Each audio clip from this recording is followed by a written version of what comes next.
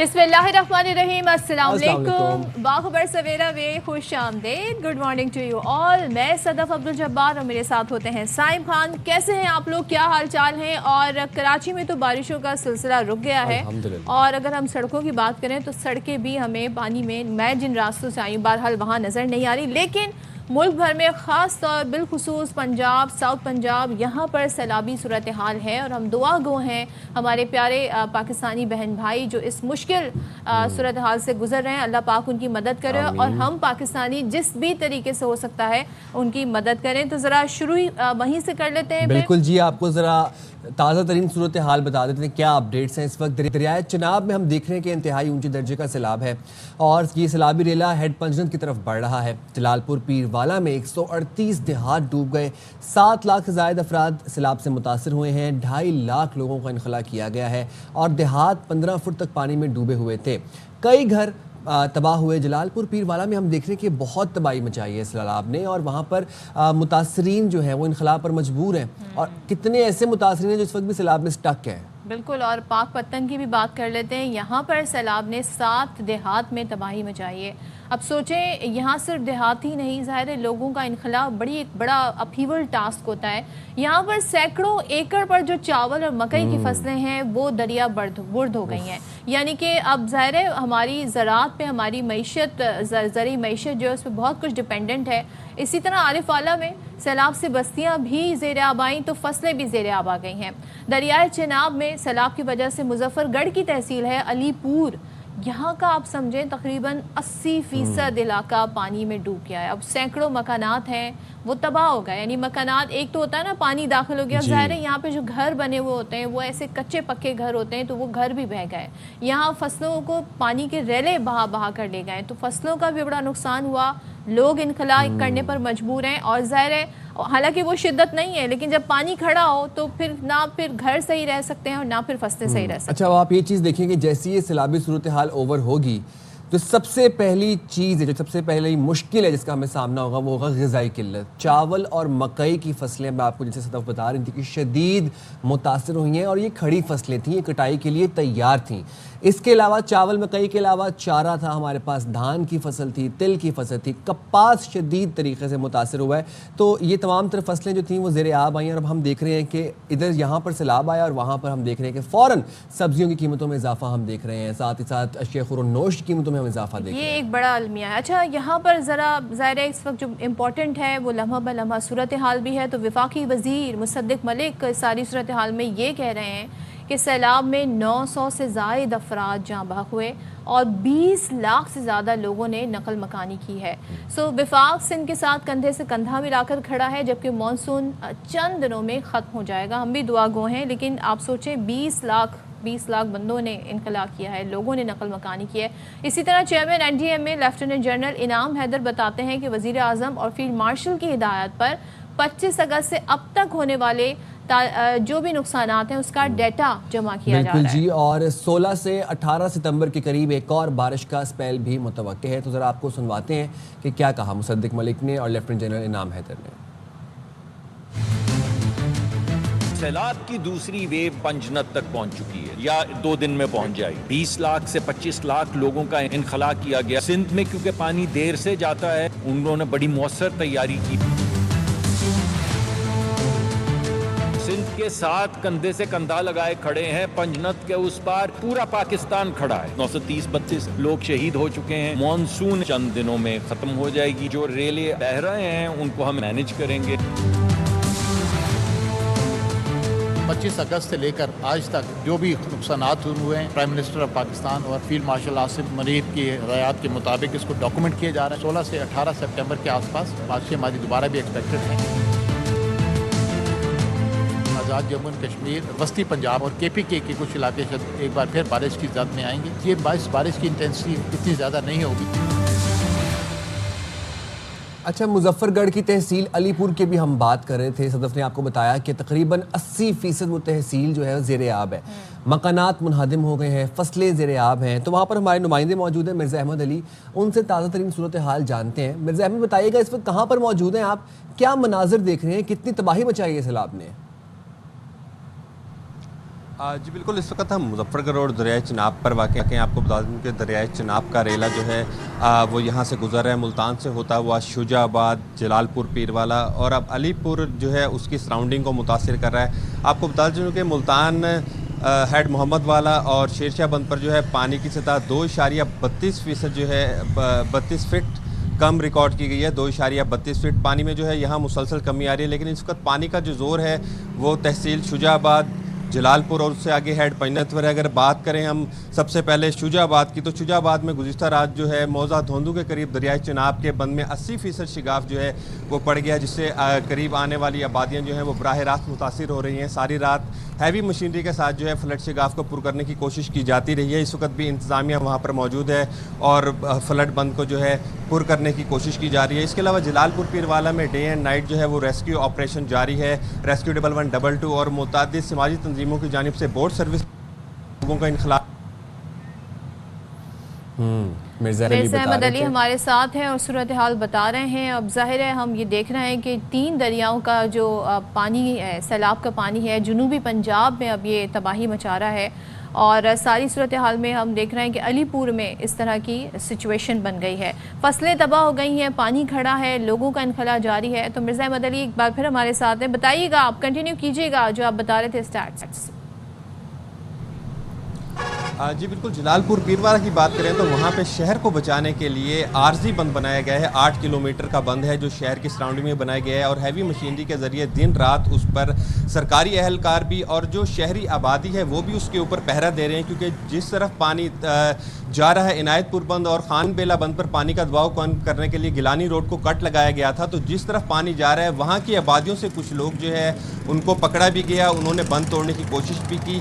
तो रात भर जो है शहरी जलालपुर पीरवाला के वो उस बंद का पहरा दे रहे हैं और जो पुलिस है वो भी वहाँ पर तैनात है। पानी जो है यहाँ जलालपुर पीरवाला से निकल के इस वक्त उसका जोर जो है हेड पाइनर उसके नवाही इलाकों पर है। आपको बताता चलूँ कि तकरीबन 75 से 80% जो रकबा है अलीपुर तहसील का वो बिल्कुल ख़त्म हो चुका है। जो बड़ी आबादियाँ हैं जिसमें लत्ती माड़ी है, सीतपुर है, खैरपुर सादात है, अजमतपुर है, मडवाला है, ये आबादियाँ जो हैं वो बुरी तरह मुतासिर हैं। सैकड़ों घर जो हैं वो मुनहदिम हो गए हैं और लाखों एकड़ पर खड़ी फसलात जो हैं वो तबाह हो गई हैं। अभी तक वहाँ रेस्क्यू एक्टिविटीज़ तो शुरू हैं, लेकिन इलाका बड़ा होने की वजह से और दही इलाका बहुत बड़ा होने की वजह से प्रॉपर एक्टिविटीज़ जो हैं वो वहाँ पर अभी तक शुरू नहीं की जा सकी। लोग अपनी मदद आपके तहत निकल रहे हैं। लोगों को वहाँ पर खुराक की कमी का भी सामना है और अपने प्यारों को महफूज मकामात पर मुंतकिल करने के लिए भी मुश्किलात का सामना है। वहाँ प्राइवेट जो बेड़ियाँ हैं वो पैसे लेकर, किराया लेकर जो है उनको लेकर आ रहे हैं और मुंह मांगे वहाँ पर दाम मौसूल किए जा रहे हैं। अगर हम बात करें ज़िला मुल्तान की तो डिविजनल इंतज़ामिया के मुताबिक जो है 6,08,835 अफराद को महफूज मकामात पर मुंतकिल किया गया। 5,58,000 के करीब जो है वो माल मवेशी जानवरों को मुंतकिल किया गया, जबकि मुल्तान डिवीज़न का 2,36,271 एकड़ ज़रई रकबा जो है वो इस सैलाब से मुतासिर हुआ है। सैलाब जो है यहाँ मुल्तान से गुजर कर शुजाबाद, जलालपुर पीरवाला, हेड पाइनर और अलीपुर के नबाह में जो है इस वक्त अपनी तबाहकारियाँ दिखा रहा है। ठीक है, मिर्ज़ा अहमद अली हमें सूरत हाल बता रहे थे, बहुत शुक्रिया आपका। और ये तमाम तर सूरत हाल आपने देखी किस तरीके से अलीपुर में सैकड़ों मकानात तबाह, फसलें दरिया बुर्द हो गई हैं और लोगों को वहाँ पर कुछ ऐसे लोग भी हैं जो वहाँ पर आकर अपना कारोबार चमका रहे हैं, उनको लूटने की कोशिश कर रहे हैं। अच्छा, जलालपुर की भी जिक्र कर रहे थे मिर्ज़ा अहमद अली, तो ज़रा वहाँ की सिचुएशन देख लेते हैं कि वहाँ क्या है। अब ये बताया जा रहा है कि यहाँ सैलाब का जो शदीद ख़तरा था उससे ये इलाका का महफूज हो गया है, उस ख़तरे से निकला है, लेकिन आज भी इलाके में ऊंचे दर्जे का सैलाब, यानी पानी का जो लेवल है वो काफ़ी ऊंचा है और अब तक 140 देहात डूब गए हैं और 7 लाख से ज़्यादा लोग मुतासर हुए हैं। 2.5 लाख लोगों ने यहाँ नकल मकानी की है, जबकि अभी भी हज़ारों की तादाद में लोग जो हैं वो इस पानी में फंसे हुए हैं। तो ताज़ा तरीन सूरत हाल में बता रहे हैं अब्दुल गफ्फार सिद्दीकी, बताइएगा। जी बिल्कुल, मैं मौजूद हूँ जलालपुर पीरवाला में, जहाँ सैलाब ने हर तरफ तबाही मचा दी है। हज़ारों अफराद सैलाब में फंस चुके हैं। अगर बात रेस्क्यू की इमदादी सरगर्मियों की जाए तो रेस्क्यू की इमदादी सरगर्मियाँ सुस्त रवि का शिकार हैं, जिसकी वजह से सैलाबी पानी में डूब कर जहाँ बक होने वालों की तादाद में तशवीशनाक हद तक इजाफा होता जा रहा है। हज़ारों अफराद अब भी सैलाब में फंसे हुए हैं, जिन्हें अभी तक रेस्क्यू नहीं किया गया। इंतज़ामिया सैलाब में फंसे अफराद को मुकम्मल तौर पर रेस्क्यू नहीं कर पा रही, जिसकी वजह से सैलाब मुतासरीन शदीद गम और तशवीश में मुब्तला होकर रह गए हैं। मुतासरीन का कहना है कि जलालपुर में मौजा वाइज रेस्क्यू टीमें तश्कील दी जाएँ, मुतासिर सैलाब को रेस्क्यू किया जाए ताकि इस मुश्किल घड़ी से हमें निकाला जाए, जबकि सैलाबी रेला किसी भी वक्त शहर में दाखिल हो सकता है, जिसकी वजह से शहर में रेड अलर्ट जारी कर दिया गया है। तो शहर में रेड अलर्ट जारी कर दिया गया है। अच्छा, मुजफ्फरगढ़ में हम देख रहे हैं कि दरियाए चिनाब में हमने देखा कि शदीद तुग़यानी आई और उसकी वजह से मुजफ्फरगढ़ में अच्छी खासी तबाही आई। आप देखें कि 140 मवाज़ियात मुतासिर हुए हैं और 1,76,000 एकड़ पर जो रकबा था मुहीत वो ज़ेर आब आया। 1 लाख और आप देखें 76,000 एकड़, ये अच्छा खासा रकबा है। अब ज़िला भर से 2 लाख अफराद नकल मकानी पर मजबूर हुए हैं। कैंप्स में रहने वाले सैलाब मुतासरीन किस हाल में हैं, उनके लिए क्या इंतजाम किए गए हैं, हमारे नुमाइंदे अंसर आफ्ताब हमें इस हवाले से अपडेट करें। अंसर बताइएगा। मिस्टर मौजूद है मुजफ्फरनगर की तहसील अलीपुर में, जहां पर आपको बताते चलें कि सैलाबी रेले ने तबाही मचा दी है। उसके बड़े बड़े जो शहर हैं जिसमें सीतपुर है, खानपुर है, खैरपुर है और खानगढ़ डोमा है, इनके ज़मीनी रास्ते अब ख़त्म हो चुके हैं। लोग अभी भी अपने घरों में महसूर हैं। उनको निकालने के लिए रेस्क्यू ऑपरेशन तो शुरू किया गया, आर्मी के लोग भी रेस्क्यू कर रहे हैं, 1122 के भी लोग रेस्क्यू कर रहे हैं और पुलिस की बोट्स भी रेस्क्यू कर रही है, लेकिन अभी भी लोग अपने घरों में मौजूद हैं। कुछ लोग हमारे साथ यहाँ पे मौजूद हैं। ये बताइएगा कि आपको इंतज़ामिया की तरफ से क्या इमदाद मिली है? इंतज़ामिया की तरफ से अभी तक ना कोई कश्तियाँ मिली है, ना इनकी तरफ से कोई इमदाद मिली है। लोगों के घर वीरान हो गए, जो लोग वहाँ पे बैठे हुए हैं उधर से अभी तक इधर हमें नहीं पहुँचाया जा रहा है। हमारी भैंसें, गायें, बकरियाँ, ट्रैक्टर, ट्रालियाँ जितने गंदम वगैरह थी वहाँ की वहाँ बर्बाद है। हमारे साथ तामन करें, जो बैठे हैं गरीब जिनके पास झोंपड़े नहीं हैं उनको झोंपड़े टेंट वगैरह लगा के दें। आपको एक मरतबा फिर बता दें कि अलीपुर तहसील की 75% जो आबादी है वो इस वक्त तक मुतासिर हो चुकी है। शहर के बिल्कुल नज़दीक जो है पानी सैलाबी रेला यहाँ पे पहुँच चुका है। हेड के जो गेट थे ये पहले बंद हो चुके थे, उसके बाद इसको अचानक खोला गया और अब ये पानी दरियाए सिंध और दरियाए चनाब का मिलके अलीपुर तहसील को मुतासिर कर रहा है। जी, पूरी तहसील है ये अलीपुर की जो मुतासिर हो रही है, लाखों एकड़ जो अराजी है वो मुतासिर हो रही है। और सोचें लोगों को किन आपने हालात में देखा कि वो इस तरह बेसरो सामानी की हालत में यहाँ पर मौजूद है। ज़ाहिर है इनखला उनका हो रहा है इन इलाकों से। लियाकतपुर की भी हम सिचुएशन को देख लेते हैं कि वहाँ पर अब सैलाब की क्या सूरत हाल है। तो सैलाब मुतासरीन को अब कश्तियों के ज़रिए इस इलाके से निकाला जा रहा है। तकरीबन सैलाबी पानी से जो तादाद है इन कश्तियों की, इन लोगों को निकालने की, वो 50 से ज़्यादा बताई जा रही है। यानी कि सोचें रेस्क्यू ऑपरेशन कितने बड़े पैमाने पर जारी है और 21,000 से ज़ायद लोगों को अब तक इन इलाकों से निकाला गया है। और इसी बारे में मज़ीद क्या डिटेल है, ज़ाहिर है अब मज़ीद भी लोग हैं जिन्हें इन कश्तियों के ज़रिए निकालना है। आसिम मुमताज़ हमें वहाँ की सूरत हाल बताएंगे। सो आसिम बताइएगा अभी क्या सिचुएशन है? बिल्कुल, लियाकतपुर में ऊंचे दर्जे के सैलाब ने जो है तबाही मचा के रख दी है। बस्तियां की बस्तियां उजड़ गई हैं। लोग जो है घरों में अभी भी सैलाबी पानी में फंसे हुए हैं। लोगों को मुश्किलात का सामना है। मैं पूछ लेता हूं मेरे इलाके के जो लोग हैं, बताइएगा कि आपके लोग फंसे हुए हैं, क्या सूरत हाल है? सर वहाँ पे बहुत लोग फंसे हुए हैं। इस तरफ पानी है, दूसरी तरफ पानी है, छोटी बांध है उस पर ही बैठे हैं। ना कोई खाने की जगह है, ना कोई पीने की जगह है। 50-60 आदमी है, सब पता हुआ है, कोई इमदाद नहीं कर रहा। हम कहाँ जाएं? और कोई नहीं, सारा कोई वसाइल नहीं है। जो किश्ती वाले जा नहीं रहे वो मांगते हैं लाख 2-2 लाख रुपया मांगते हैं। खला का जो अमल है वो अभी भी जारी है, मगर उसके बावजूद लियाकतपुर के जो 35 मवादात में जो सैलाब है उसमें हज़ारों की अफराद में लोग अभी भी फंसे हुए हैं। देखना यह है कि जो इनखला का जो अमल है वो किस तरह तेज किया जाता है, लोगों को बाहर निकाला जाता है। लोगों के अभी कीमती सामान वहाँ पे है और इनके जानवर भी वहीं हैं।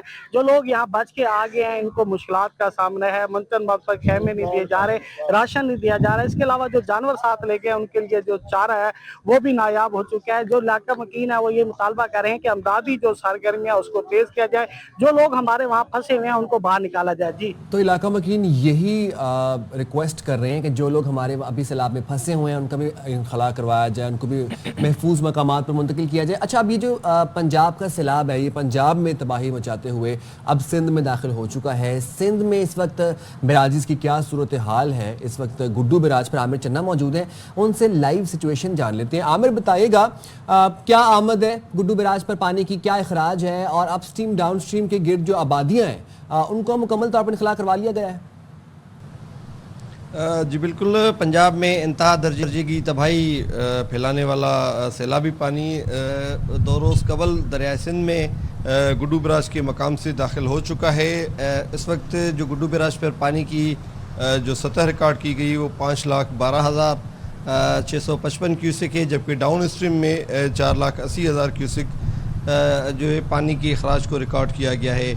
आपको ये बताएं कि इस पानी की सतह के बाद ज़िला कश्मीर, कंदकोट और घोटकी का जो कच्चे का इलाका है वो मुकम्मल तौर पर ज़ेर आब आ चुके हैं। कच्चे के इलाकों में जो सैकड़ों देहात हैं, छोटे छोटे सैकड़ों देहात हैं, वो भी जो है उनसे ज़मीनी रास्ता है वो मुनक़ता हो चुका है।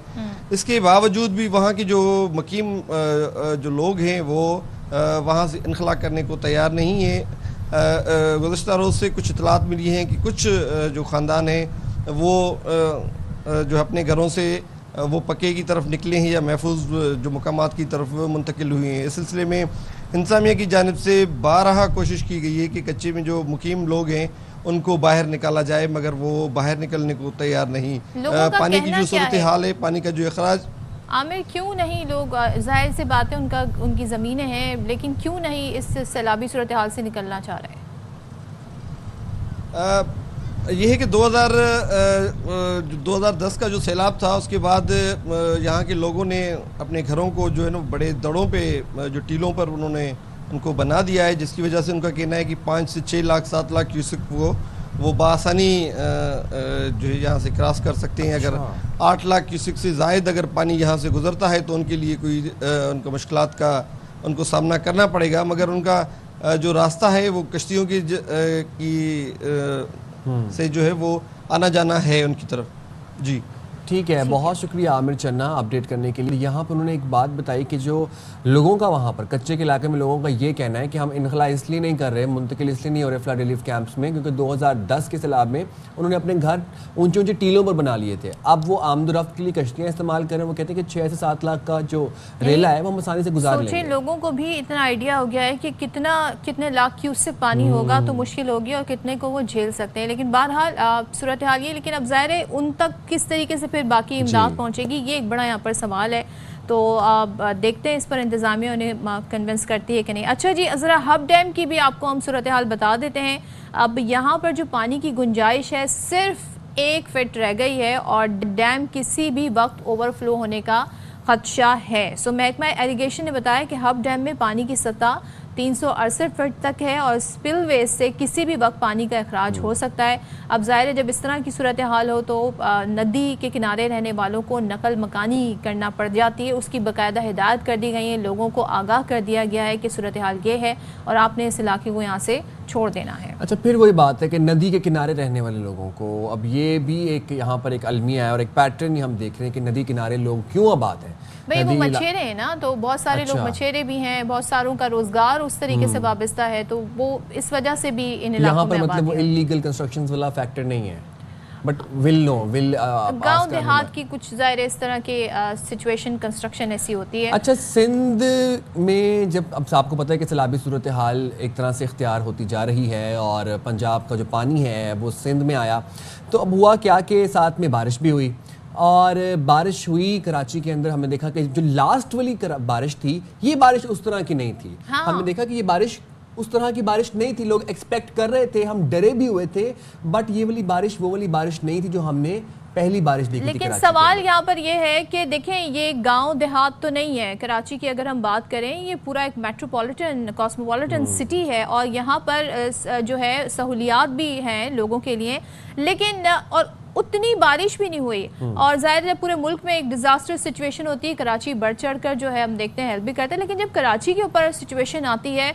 तो फिर सूरत हाल बड़ी हमें अजीब व गरीब मनाज़िर देखने को मिले। हालिया बारिश ने हम ये देख रहे हैं जहाँ पर शहर के इंफ्रास्ट्रक्चर का पोल खोल के रख दिया है, वहीं पर जो सियासी तनाव है उसमें भी हम देख रहे हैं कि मज़ीद इजाफा हुआ है। अब हालिया बारिशों में जी ये बताया जा रहा है कि सड़कें कहाँ कहाँ पर डैमेज हुई हैं। कल हमने कुरंगी कॉजवे की सड़क आपको दिखाई थी, वहाँ पर क्या सूरत हाल रही। अब ऐसे में जब बयानात आते हैं हुकूमत और अपोजिशन के तो फिर पता चलता है जी कि कितने सख्त बयानात दिए जा रहे हैं। वज़ीर आला सिंध मुराद अली शाह कहते हैं कि लिसानी तकसीम की जो लोग कोशिश कर रहे हैं वो बाज रहें और इस वक्त बरसाती मेंढक भी बाहर निकल कर तनकीद कर रहे हैं। लोग समझ रहे हैं कि शाहराह भुट्टो बह गई, लेकिन ऐसा नहीं हुआ और उन्होंने इस बात को क्लैरिफाई करने की कोशिश की कि शाहराह भुट्टो 37 किलोमीटर है, 15 किलोमीटर पर ट्रैफिक रवा दबा है। वो जो ज़ेरे तामीर हिस्सा है उसको इशू बनाया जा रहा है। हाँ, वो यही कल कह रहे थे कि जो ज़ेरे तामीर जो पार्ट है शाहराह भुट्टो का उसके ऊपर प्रोपेगेंडा करने की कोशिश की जा रही है। क्योंकि उसकी फुटेज काफी सोशल मीडिया पर वायरल वो बिल्कुल ऐसे धंस गई थी, वैसे बह गई थी बिल्कुल पानी के अंदर। अच्छा, मेयर कराची मुर्तज़ा वहाब ने मुखालिफिन की तनकीद का निशाना बनाया और कहा कि ताने वो दे रहे हैं जिन्होंने अपने कायद से वफा नहीं की। ये मेयर कराची कहते हैं कि अब ताने वो लोग देंगे जो अपने कायद से वफा ना कर सके। शाहराह भुट्टो और हब केनाल पर तनकीद की गई। ज़ेरे तामीर पुरानी हब केनाल का 20 मीटर का हिस्सा मुतासर हुआ। सियासी अदाकार आफत के वक्त कहीं नज़र नहीं आते। उन्होंने ये भी बताया कि 106 सड़कों की बहाली का काम इतवार से शुरू हो जाएगा। ज़रा सुनवाते हैं आपको उन्होंने क्या कहा। ऐसे लोग जो अपने आप को नुमाइंदे कहते हैं लोगों के, वो जाके और माइक लेके और उधर अगर 39 किलोमीटर की शाहराह हमने 15 किलोमीटर तैयार की है, उस पर कोई इशू नहीं है। अब आप उसी को जो अंडर कंस्ट्रक्शन पॉइंट है जिसपे एक प्रॉब्लम हमें पता है क्यों आया, ये जो इशू आए हैं इसको हम रिजॉल्व कर लेंगे। अब लोग पता नहीं समझे कि भाई शाहराह भुट्टो बह गया, नहीं जाना, घर से नहीं निकलना, इस पे चढ़ना नहीं, बह जाओगे, इस टाइप की इंप्रेशन एथनिक डिवाइड पैदा करने की कोशिश कर रहे हैं इस वक्त। उनको मैं कहूंगा कि बाज ताना मार रहे हैं कि हम अपने कायद से वफा नहीं करें। हम पे ताना वो लगा रहे हैं जिन्होंने अपने कायद की भी ऐसी की तैसी की और इस शहर की भी ऐसी की तैसी की। और ये मैं दोनों सियासी जमातों के लिए कह रहा हूँ। शाहराह भुट्टो 3 फेजेज हैं, उसके तीसरा फेज है जो कायदाबाद से काठौर तक जाएगा। उसके अंदर एक पैच है जो ज़ेरे तामीर है, वहाँ जाके सब पहुँच गए वीडियो बनाने के लिए। हमारी 106 सड़कें बारिश हुई अभी रुकी हैं, संडे से वापस हम सड़कों की रिहैबिलिटेशन स्टार्ट कर देंगे। अच्छा, ये बयानात आपने सुन लिए हैं अब, लेकिन हमें शहर का नक्शा कुछ और बता रहा है। अब मलीर नदी की ज़रा सी बात कर लेते हैं। मलीर नदी पर ये बनाई गई है शाहराह भुट्टो। इसमें पड़ने वाला जो शगाफ है जो हालिया बारिशों में पड़ा है उसमें मुसलसल हम देख रहे हैं पानी की वजह से इजाफा हो रहा है और ये थोड़ी सी शाहराह जो रेत भी है उसके नीचे वो अब खिसक रही है। कटाव के मकाम पर लोग सरिया निकाल कर ले गए। इमेजिन करें कि यहाँ पे हो क्या रहा है। बिल्कुल, तो आपको जरा, और कुछ लोग तो कह रहे हैं कि बहुत कम सरिया था वहाँ पर। तो खैर, अभी वहाँ पर क्या ताज़ा तरीन सूरत हाल है, क्या अपडेट है, हमारे नुमाइंदे अली मोहम्मद वहाँ पर मौजूद है। अली, बताइएगा किस मकाम पर मौजूद हैं आप शाहराह भुट्टो पे इस वक्त और क्या मंजर देख रहे हैं? जी बिल्कुल साहब, ये शाहराह भुट्टो मेरे कब में दिखाई दे रहा है।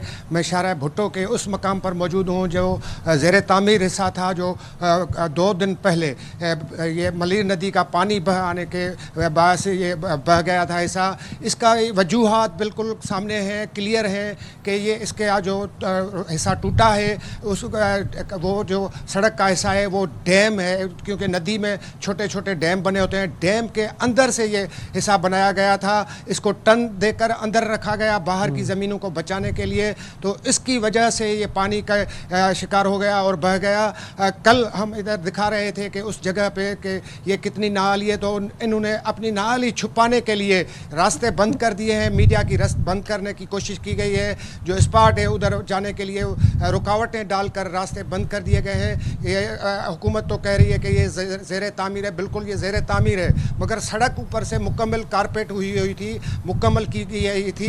तो उसको बचाने के लिए हुकूमत ने जो यहाँ पर कंस्ट्रक्शन कंपनी है उन्होंने कोई इकदाम नहीं उठाए। कल तक कोई इसको बहाल करने के लिए कोशिश नहीं की गई है। और इस वक्त हम ये देख रहे हैं कि इस पर काम तो नहीं हो रहा। सिर्फ इन्होंने काम ये किया है कि मीडिया के आने के रास्ते बंद कर दिए हैं। बाकी आगे उनको जो नाली है क्लियर नाली है, क्योंकि इसको टन देकर अंदर डैम में बनाया गया। तो डैम तो ज़ाहिर पानी अपना रास्ता पकड़ेगा, लेगा, वो अपनी मंजिल की तरफ जाएगा। तो टन देकर जो बनाया गया सड़क था, इसी वजह से ये अहम शाहराह जो शाहराह भुट्टो है जो कराची शहरियों के लिए, उसके अलावा मुल्क भर के शहरी जो कराची आते हैं उनके लिए बड़ी सहूलत है, बड़ा अच्छा प्रोजेक्ट है। मगर इसमें जो करप्शन है, जिसमें मनसूबाबंदी नहीं की गई है, उसकी वजह से इसको नुकसान पहुँचा है। और ये जो शाहराह भुट्टो का तीसरा फेस है, जो फाइनली फेस है, इसका दिसंबर में इफ्तिताह होने जा रहा था। तो ये इसमें रुकावट आ गई है। और इस मलीर नदी का जिक्र किया जाए तो ये मलीर नदी की कैपेसिटी बहुत बड़ी है। ये जो हालिया दिनों में बारिशों में पानी आया, ये 20% भी नहीं था। ये जब 100% इसमें पानी आएगा तो ये शाहराह भुट्टो बिल्कुल के किनारे पे बनाई गई है। तो ये किनारे के बंद के ऊपर जो हिस्सा है वो महफूज है। मगर जो अंदर डैम में टन देकर बनाए जाते हैं तो वो तो ज़ाहिर नुकसान होगा। हुकूमत का पैसा ज़ाया होगा, कौम जो पैसा है वो ज़ाया होगा। तो उसके लिए मनसूबाबंदी होनी होनी चाहिए, इंजीनियर्स होने चाहिए कि इसको कैसे बेहतर बनाया जा सकता है। जी ठीक है, अली मोहम्मद हमें सूरत हाल वहाँ से बता रहे हैं और आपके सामने फुटेजेस भी हैं, फिर बयानात भी हैं, और वो ये बता रहे हैं कि जी मीडिया को भी वहाँ पर एक्सेस नहीं दी जा रही। लेकिन आपको एक चीज़ बताएं कि देखें, बात जब इंफ्रास्ट्रक्चर की होती है, कहा जाता है देखिए ऐसा नेचुरल डिजास्टर था कुछ नहीं बचा। 1923 से लेकर 1932 तक सक्खर बैराज की तामीर हुई थी और अल्हम्दुलिल्लाह 1932 से लेकर आज तक वो सक्खर बैराज तमाम तर कुदरती आफात के बावजूद अपनी जगह पर कायम दायम है। तो that is we call robust infrastructure. लेकिन यहाँ पर ये शारा भुट्टो में हम देख रहे हैं जिस तरह के मनाजिर हैं, या कुरंगी कॉजवे को आप देख लें कि वहाँ पर जो है लियारी एक्सप्रेस वे, आपकी मुशर्रफ साहब के दौर में लियारी एक्सप्रेस बनाई गई थी, तब गिल्ड की थी, अब तक वो खड़ी है। और आप देखिए लियारी एक्सप्रेस पे अच्छी खासी ट्रैफिक चलती है, और वही ट्रैफिक है जो शारा भुट्टो पर चल रही है, और वही ट्रैफिक है जो लियारी एक्सप्रेस पर चल रही है। और शारा भुट्टो तो अभी बनी थी, अभी रिसेंटली आपको याद है मुर्तज़ा वहाब साहब गए, उन्होंने जाकर बकायदा सारी चीज़ों को बताया कि नहीं जी देखें जो मीडिया पर बताया जा रहा है वो ऐसा नहीं है। फिर अब कैनाल के बारे में भी उन्होंने यही सिचुएशन हमें बताई थी, लेकिन क्यों, और यहाँ पर फिर क्यों एक्सेस मीडिया को नहीं दी जा रही है? सवाल यहाँ पर यही बड़ा यहाँ पर सवाल कि वज़ीर आला सिंध तो कह रहे हैं कि ये प्रोपेगेंडा किया जा रहा है, जनाब ये ज़ेरे तामीर हिस्से की वीडियो वायरल की जा रही है, लेकिन फिर मीडिया की एंट्री क्यों यहाँ पर बंद की गई है शाहराह भुट्टो के ऊपर? और सवाल ये पैदा होता है कि अभी तो इसका इफ्तिताह हुआ, अभी रिसेंटली बनाई गई शाहराह भुट्टो, और अभी से ये हालात है शाहराह भुट्टो के, और वहाँ पर फिर आप मीडिया का दाखिला ही बंद कर रहे हैं ताकि मीडिया वहाँ पर ना आ सके, वहाँ उस चीज़ को कवर ना कर सके। सही है, टैक्स पेयर्स की पैसे। बिल्कुल, चलें इसी पे बात कर लेते हैं, क्योंकि अब जिस शख्सियत से हम बात करने जा रहे हैं, कराची की सियासत में उन्होंने तकरीबन, मैं 3 दहाइयाँ कहूँ तो गलत ना होगा, 3 दहाइयों से वो सियासत कर रहे हैं, मुख्तलिफ ओहदों पर रहे हैं, MNA रहे हैं और मेयर कराची भी रहे हैं, तो कराची की निज़ामत भी उनके हाथ में रही है। तो ज़रा उनसे बात कर लेते हैं। डॉक्टर फारूक सत्तार MQM से हमारे साथ मौजूद हैं, बहुत शुक्रिया। डॉक्टर साहब क्या कहिएगा? मैं चाहती हूँ ये चीज़ें सियासत की नज़र ना हो, जब हम कराची के मसाइल डिस्कस करते हैं, अब जो बयानात आ रहे हैं कि लिसानी तकसीम की यहाँ पर कोशिश की जा रही है, या मुर्तज़ा आप ये कह रहे हैं कि जी जिन्होंने अपने कायद से वफ़ा नहीं की वो क्या कराची से वफ़ा करेंगे या वो क्या बात करेंगे? लेकिन मुझे बताएं असल इशू क्या है सियासत से हटकर? ये इशू है क्या कराची के, जो हम सड़कों की बात कर रहे होते हैं, या जो रिसेंट हमने आपको फुटेजेस भी दिखाए? देखिए मेरे ख्याल में जो असल इशू है ना, वो तो एम्पावरमेंट ऑफ लोकल गवर्नमेंट है। ये तो हम खुद हर मेयर का जो शहर के हैं और छोटे शहरों में जब म्यूनिसिपल कॉरपोरेशन है वहाँ भी मेयर हैं, या उनसे जो छोटे टाउन के लेवल के बल्दियाती इदारे हैं वहाँ पर चेयरमैन हजरात है, और फिर UC लेवल पर है। हम तो बात कर रहे हैं कि भाई एम्पावरमेंट हो। मुझे ये बताइए कि ये पहली बार ऐसा हुआ है कराची में कि कराची का मेयर भी उसी जमात का है जिस जमात के वजीर आला सूबा सिंध के हैं। तो ये थोड़ी बहुत उम्मीद थी या ये तवक्को थी कि कम से कम अगर सूबाई जो जमात है और जो बल्दियात में जो जमात का मेयर है वो कम से कम एक दूसरे के साथ पूरा ताउन करेंगे, और जहाँ वसाइल की ज़रूरत होगी तो उसमें हुकूमत सिंध की तरफ से कोई कसर नहीं उठा के रखी जाएगी, और इख्तियारात अगर चाहिए सॉलिड वेस्ट मैनेजमेंट के हों, सैनिटेशन के हो, वाटर एंड सीवरेज के हों, सड़कें बनाने के हों, पार्क्स हो, प्लेग्राउंड हो, ये सारे वो जुमला जो है वो उमूम है जो किसी भी मकामी शहरी हुकूमत या बल्दियाती इदारों के तहत आते हैं। तो हम तो वो जो अपना आइनी तरमीमी बिल है जिसको हम कह रहे हैं कि 27वां आइनी तरमीमी बिल है, तो उसमें वसाइल भी मरकज से बराह रास्त 130 शहरों और ज़िलों को दिए जाएं। हम इसीलिए कह रहे हैं कि वो इस्लाहात होकर नागुज़ीर हैं। अब देखिए ना, अब तो बात इससे आगे चली गई और इंतजामी यूनिट्स पर चली गई या नए सूबों के क़याम पर चली गई, लेकिन ये जो इसे लसानी रख दिया जाता है, इसीलिए हमने कहा है कि यहाँ कदम फूंक फूंक के रखने की ज़रूरत है और इंतजामी यूनिट्स पूरे मुल्क में बनने चाहिए, बशमूल सूबा सिंध में भी।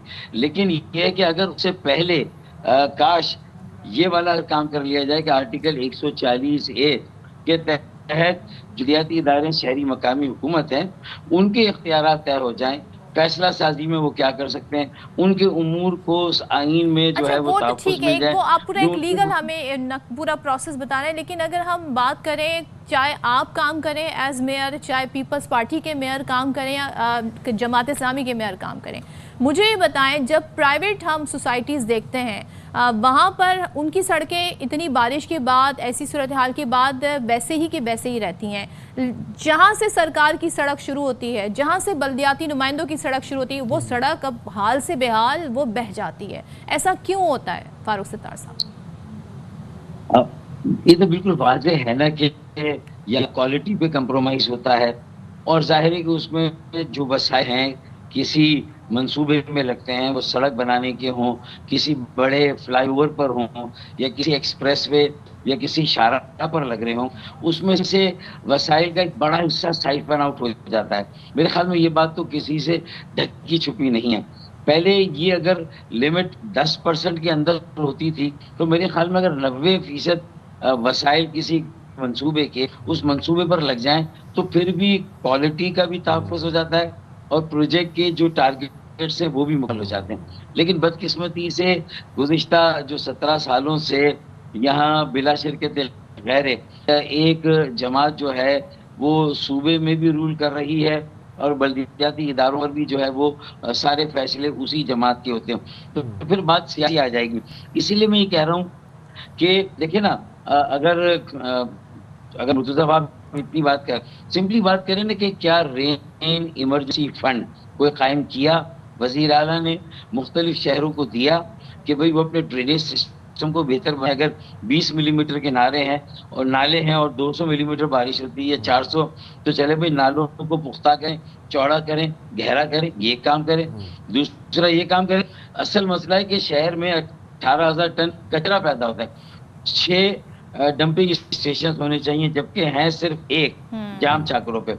12 सेकेंडरी गार्बेज स्टेशन होने चाहिए, जिसमें से 2 है या कोई है, एक भी काम नहीं कर रहा।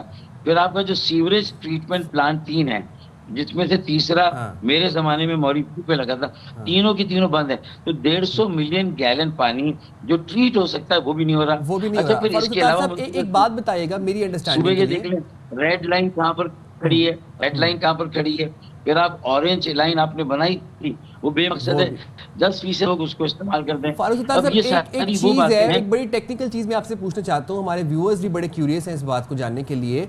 हमारे बचपन में जब कोई सड़क बनती थी तो बाकायदा उस सड़क का इफ्तिताह होता था, एक तख्ती लगती थी, एक बड़ा सा बोर्ड लगता था कि फलाना, मतलब फॉर इंस्टेंस फारूक सत्तार साहब के फंड से ये सड़क बनाई गई है। मैं आपसे जानना चाहता हूँ कि आज जब कोई सड़क बनती है, क्या उसकी कोई फाइल बनती है कि ये सड़क कब बनी, ठेकेदार कौन है, मटेरियल का क्या इस्तेमाल किया गया, कितना अरसा ये सड़क चलेगी, कितना पैसा लगा इस सड़क के ऊपर? कोई एक्सियन या कोई हुकूमती अहलकार गो अहेड देता है उस सड़क को कि ये सड़क ओके है, इट्स रेडी टू यूज? कि मुझे पहले ज़माने का याद है कि कम से कम बड़े बोर्ड लगते थे। जब कोई लॉन्ग लाइफ रोड बनती थी, जो 10 शाहराएं हमने हब रिवर रोड ली है, ये कारसाज वाली हमारे ज़माने में बनी, शहीद मिल्लत के एक ट्रैक उस ज़माने में हमने बनाया था, मुलाची रोड हमने बनाई थी, उन पे ये बाकायदा बड़े बोर्ड लगते थे कि देखें ये जो शाहरा बन रही है इसकी लाइफ 25 साल है, ये इतने साल इंशाल्लाह चलेगी, इसका ये ठेकेदार है, इसकी ये कीमत है। ये बड़े बड़े बिलबोर्ड्स उस पूरे प्रोजेक्ट पे लगते थे। अभी भी छोटे बिलबोर्ड्स लग सकते हैं, इसी प्रैक्टिस को दोबारा जारी किया। फिर वेबसाइट फाइल तो होती होगी, चले बिलबोर्ड नहीं लग रहा है, फाइल में तो होता होगा ना कि 40 साल चलेगी, कि 10 साल चलेगी, कि 5 साल चलेगी। जी बिल्कुल ऐसा होना चाहिए ना, ये गारंटी कोई तो जमानत देगा ना होता है कि भाई कि नहीं आपके होता? इंजीनियर डॉक्टर साहब, मैं तो आपसे जानना चाह रही हूँ, नहीं होता, नहीं हो रहा ना, नहीं हो रहा ना। टॉप कंसल्टेंट्स मुकर्रर करें, थोड़ा पैसा प्रोजेक्ट में से उनको दे दें, उनसे गारंटी, उनसे क्वालिटी चेक करा लें। आप अपने इंजीनियर से एग्जीक्यूट तो कराते हैं, पैसे कैसे जारी कर दिए जाते हैं उस ठेकेदार को? हम अगर अपने घर का काम करवाते हैं कोई, हम तब तक पैसे नहीं देते जब तक हम मुतमईन नहीं होते। पेपर वर्क तो कंप्लीट होना चाहिए, पेपर वर्क होना चाहिए, फिर वेबसाइट पे सारी इंफॉर्मेशन होनी चाहिए, आए ना ट्रांसपेरेंसी की तरह जाए। इसीलिए अगर हम सियासत से बाला करो की बात करें, गवर्नर सिंध ने ऑफर की कि आए हम बिल्कुल गैर जानिबदारी से हम और आप मिलके कुछ करेंगे तो लोगों को रिलीफ मिलेगा। शायद हम अकेले करें, शायद हम भी रिलीफ उतनी ना दे सकें, आप करें, आप भी दावा देंगे, वो दावे धरे के धरे रह जाएंगे। तो आज कुछ चीजें मिलकर करके लोगों के सामने हम डॉक्टर साहब, आप ऑपोजिशन में ऑपोजिशन ये मांगे, फाइल मांगे कि हमें बताएं कि इस सड़क की फाइल कहाँ है और इसके क्या मेंशन था कि कब तक ये सड़क जो है, कौन ठेकेदार है, इसकी डेप्रिसिएशन का क्या मामला है, कितनी इस पे लागत आई है, कितना इस पे पैसा लगा है, और आए और वो आकर असेंबली में जवाब दें वो ठेकेदार कि क्यों नाकिस मटेरियल लगता है और क्यों सड़क बैठ गई है। जी जी बीबी, सीधी सी बात है, तो आपकी स्टैंडिंग कमेटियां है ना सूबाई असेंबली, उसको फाइल कर दे, उसको ये जिम्मेदारी दे दे, और उसके सामने, ये सरकार के सामने जो मुताल्लिका महकमे इदारे वो पेश होने चाहिए और ठेकेदार को मुझसे भी पेश होना चाहिए। स्टैंडिंग कमेटियां फाल नहीं है ना, तो ये जमहूरियत बहुत सिलेक्टिव है। ये जमहूरियत चंद 100 खानदानों की, जिसे कहना चाहिए मरून मिन्नत, या उनके मफादात को सर्व कर रही है। ये बात तो तय है ना, इसमें बार बार बात करेंगे। ये निज़ाम में फरसूदगी है, यही निज़ाम में इंतहाई मरकज़ियत है, और फिर जमहूरियत और आमरीत का जो इल्जाम, स्क्रीन हमारी देख सकते हो तो आपको इस वक्त हम वो कॉजवे रोड दिखा रहे हैं। ऐसा लग रहा है जैसे एक बहुत ही पतला सा कारपेट, घरों में भी दबीज कारपेट होते हैं, ये एक बहुत पतले से कारपेटिंग की गई है और सड़क का अंदर से हाल निकल आया है।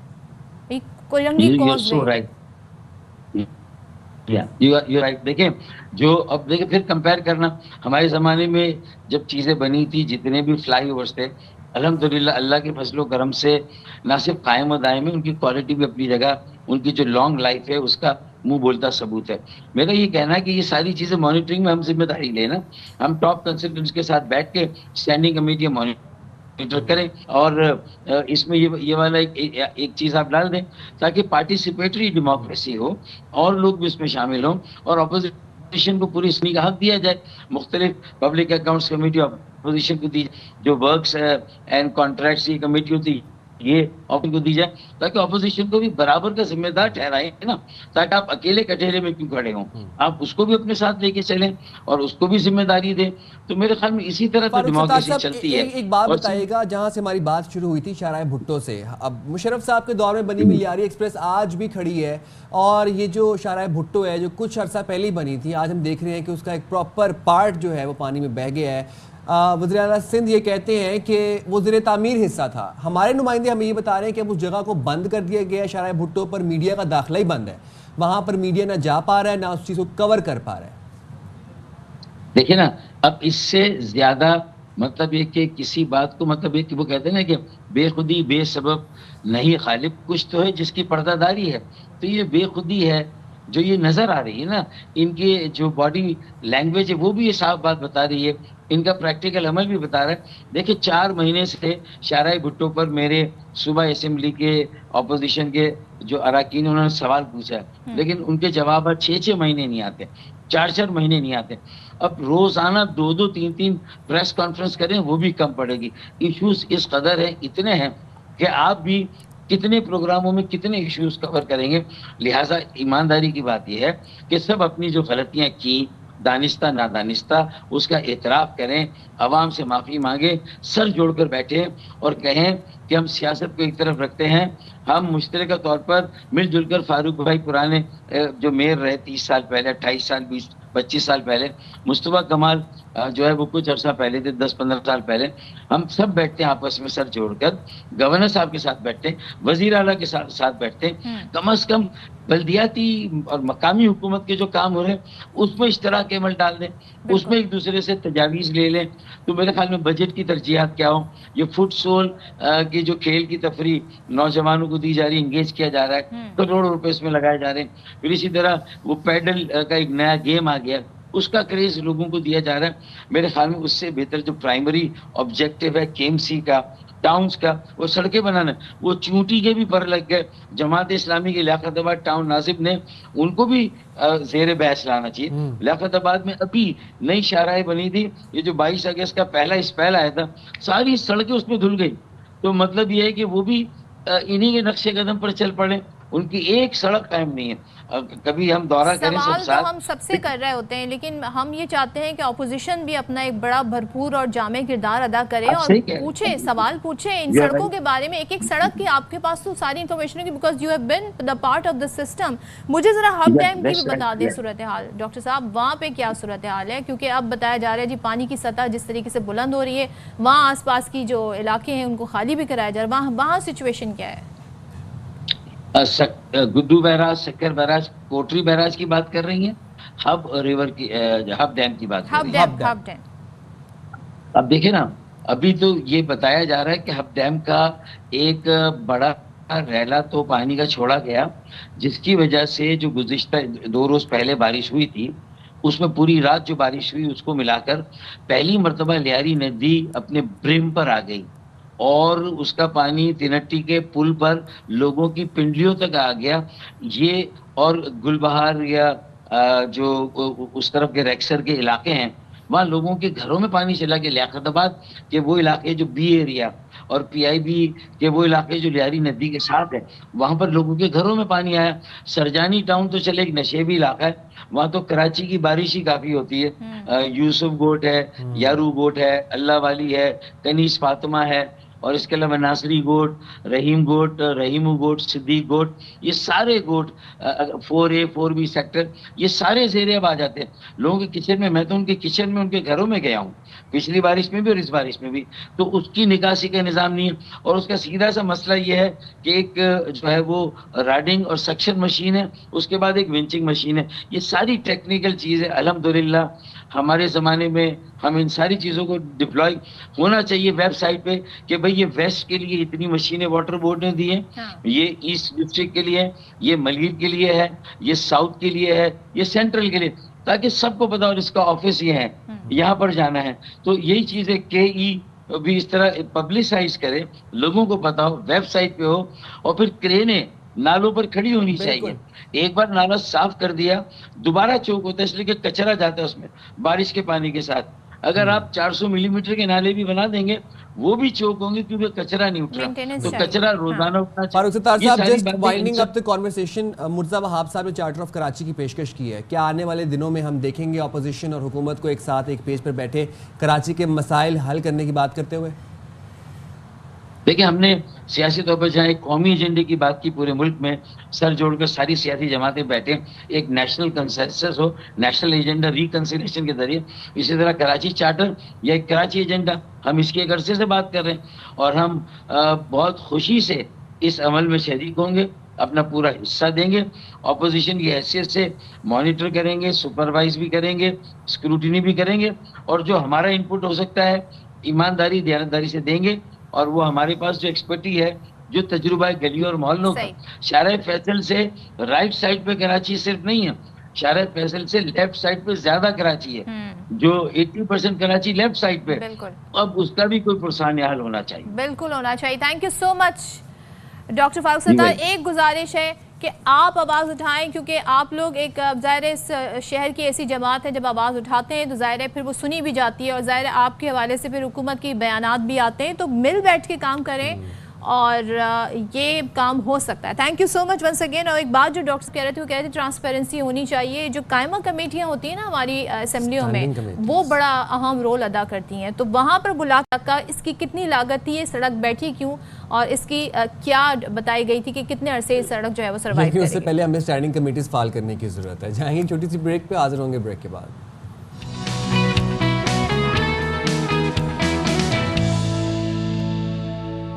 अच्छा जी, हम बात कर रहे थे ब्रेक से पहले पाकिस्तान के हवाले से, लेकिन इंटरनेशनली बहुत कुछ हो रहा है। और आपको पता है किस तरीके से इसराइल जो है उसकी कहते हैं ना बर्बरियत का सिलसिला जारी है। कोई मुल्क अब उसके अताब से जो है वो नहीं बचा हुआ।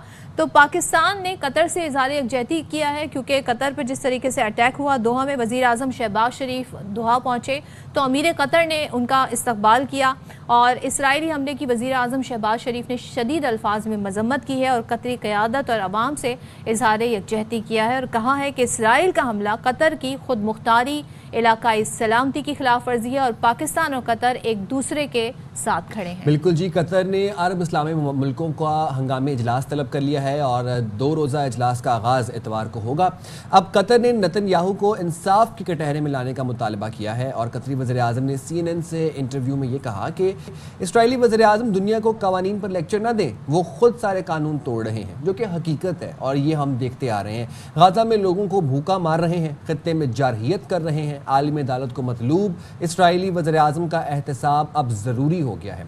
अच्छा, डोनाल्ड ट्रंप ने नेतन्याहू से फिर फ़ोन पर गर्मा गर्मी भी हुई। ट्रंप उनको ये कहते हैं कि कतर में हमास को निशाना बनाने का फैसला बिल्कुल दानिशमंदाना नहीं था। मतलब ट्रंप उनके इस फैसले से को खास खुश नहीं है। अमेरिकी अखबार वॉल स्ट्रीट जर्नल का ये कहना था कि नेतन्याहू ने ट्रंप को बताया कि उनके पास मुख्तसर मौका था, उन्होंने उसका फ़ायदा उठाया। जिस पर ट्रंप ने फिर उनसे पूछा कि क्या आप कामयाब हो गए। ये भी ट्रंप ने बाद में फिर उनसे कंफर्म किया कि बताओ फिर कामयाब हो गए। नेतन्याहू की हठधर्मी चेक करें, 9/11 का दिन था और वो 9/11 के दिन आकर कह रहे हैं कि जी जिस तरीके से अमेरिका के पास राइट था ना कि वो जाकर निशाना बनाए 9/11 अटैक का, इसी तरीके से हमारे पास भी ऐसा ही राइट है और हम एक्सरसाइज करते हैं। लेकिन यहाँ पर मैं मेंशन करना चाहूँगी कि जो कतर में जो इजलास हो रहा है या जो वहाँ पे सरबराह मुमलिकत हैं, तो क्या इसका एक मंजरनामा बन सकता है। और इम्पॉर्टेंट वज़ीर-ए-आज़म अमीर कतर और वज़ीर-ए-आज़म का जो बयान आया है कतर के वज़ीर-ए-आज़म का, बहुत ही इंपॉर्टेंट है सूरत हाल में। इस सारी सूरत हाल को हम ऐसे ही देख रहे हैं कि भाई क्या इसका जवाब दिया जाएगा और क्या यूनिफाई होकर जवाब दिया जाएगा, या फिर हम जो एक प्रेशर बिल्डअप होते देख रहे थे जब इसराइल और ईरान का सिचुएशन बनी थी, तो ईरान ने जिस तरीके से रिटेलिएट किया था और 24 घंटे गुजर गए, इतने घंटे गुजर गए, कब जवाब देगा ईरान। यहाँ पर भी सवाल ये उठ रहा है कि क्या स्ट्रैटेजी, क्या अप्रोच अपनाई जाएगी, क्योंकि एक के बाद एक इसराइल जो है वो हर कंट्री को निशाना बना रहा है। और दोहा के हवाले से ये भी कहा था कतर के वज़ीर-ए-आज़म ने कि आपने जो पीस टॉक का प्रोसेस था, क्योंकि ये जो कतर की सरजमीन है, यहाँ से जितने भी हमने देखा है तनाज़े हैं, बड़े आलमी किस्म के तनाज़े हैं, उनके लिए यहाँ पर मीडिएशन होती है, यहाँ पर टॉक्स होती हैं। और ये कहते हैं कतर के वज़ीर-ए-आज़म कि आपने उस सिलसिले को रोका है, उसको सबुताज किया है, और वो जिन लोगों की बात हो रही है ना कि जिन लोगों को बाजियाब करवाना है, अब वो काम नहीं हो सकता। वज़ीर-ए-आज़म शहबाज शरीफ तो जो है वो हंगामी दौरे पर कतर पहुंचे, दोहा पहुंचे। आज सऊदी वली अहद भी कतर पहुंचेंगे। द पॉइंट इज के Netanyahu is acting like a rapid animal. और एक दफ़ा फिर से नेतन्याहू ने बता दिया कि उसका जब जैसे जहां दिल करेगा वो हमला करेगा, जिधर दिल करेगा वो ड्रोन दागेगा, जिधर दिल करेगा मिसाइल्स फेंक देगा। कोई किसी मुल्क की सालमियत, कोई किसी मुल्क की सॉवरेनिटी महफूज नहीं है इसराइल के हाथों। ये एक दफ़ा फिर से नेतन्याहू ने प्रूव कर दिया। नाउ द पॉइंट इज, जैसे दफ़ा आपको बता रही थी कि अब अप्रोच क्या होगी मुस्लिम ममालिक की, अरब ममालिक की क्या अप्रोच होगी towards Netanyahu. This is a very important question and will keep following up the story and will let you know all the updates regarding this story as well. अच्छा जी, जौहर हाँ जी, कराची से एक हमारे पास खबर है, वो जरा शामिल कर लेते हैं। क्या खबर है जी? वो ये खबर है कि गुलिस्तान जौहर बिटाइयाबाद में 3 खवातीन के कत्ल और 2 को जख्मी करने के वाक़े का मुकदमा दर्ज कर लिया गया है। अब मुकदमे में कत्ल और इक़दाम कत्ल की दफ़ात शामिल की गई हैं। नज़ीर शाह हमें इस हवाले से अपडेट कर रहे हैं। नज़ीर, बताइएगा मुद्दई मुकदमा शान ने क्या कहा? देखें, गुलिस्तान जौहर बिटाइयाबाद में गुज़श्ता रोज़ 3 खवातीन के गले काट कर कत्ल और 2 खवातीन को जख्मी करने के बाद मुलजिम ने अपना भी गला काट कर खुदकशी करने की कोशिश की थी, जिस पर अब मलीरगंज थाने में कत्ल और इक़दाम कत्ल की दिफात के तहत मुकदमा दर्ज कर लिया गया, जिसमें जो मुद्दई शान है उसका कहना है कि बीवी बच्चों के साथ बिटाइयाबाद में रहता हूँ और सफाई का काम करता हूँ, और काम पर था कि बहन रीना ने इतला दी कि बच्ची नन्नी लाल का गला कट गया, तो मैं फ़ौरन घर पहुंचा जहाँ हर जानिब खून फैला हुआ था। एक कमरे में 2 बहनों की गला कटी लाशें, जबकि दूसरे कमरे में बीवी मीना की गला कटी लाश मौजूद थी, जबकि जो बहन नंदनी और पड़ोसन प्रिया को भी छुरियों के वार करके जख्मी किया गया था, जो ज़ेरे इलाज थी। और उसकी बहन नंदनी ने बताया कि सुबह मामू अजय घर पर आए थे, जिन्होंने छुरी उठाकर आशी, तानिया और मेरी बीवी मीना को कत्ल किया और उसे भी जान से मारने के लिए गर्दन पर छुरी चलाई। जब शोर शराबा हुआ तो पड़ोसन प्रिया छुड़ाने के लिए आए तो उसे भी मारने की कोशिश की और उसके बाद अपने गले पर भी छुरी चलाकर खुद को जख्मी किया। और पुलिस का कहना है कि FIR के बाद तफ्तीश का अमल जारी है, जबकि मुलजिम को जख्मी हालत में गुज़श्ता रोज ही अस्पताल से हिरासत में ले लिया गया था। जी बहुत शुक्रिया नज़ीर आपका इस स्टोरी के हवाले से हमें सूरत हाल बताने के लिए। तो ये जी कराची से अपडेट है। अब देखते हैं जी आलमी मंजरनामा इससे पहले जो हम डिस्कस कर रहे थे उसमें क्या सिचुएशन बनती है और क्या डेवलपमेंट होती है, बिकॉज वहाँ पर जो इजलास हो रहे हैं, जो उस वक्त गुफ्तगू शनीद हो रही है, वो बड़ी इंपॉर्टेंट है। ब्रेक लेते हैं, ब्रेक के बाद वापस आते हैं।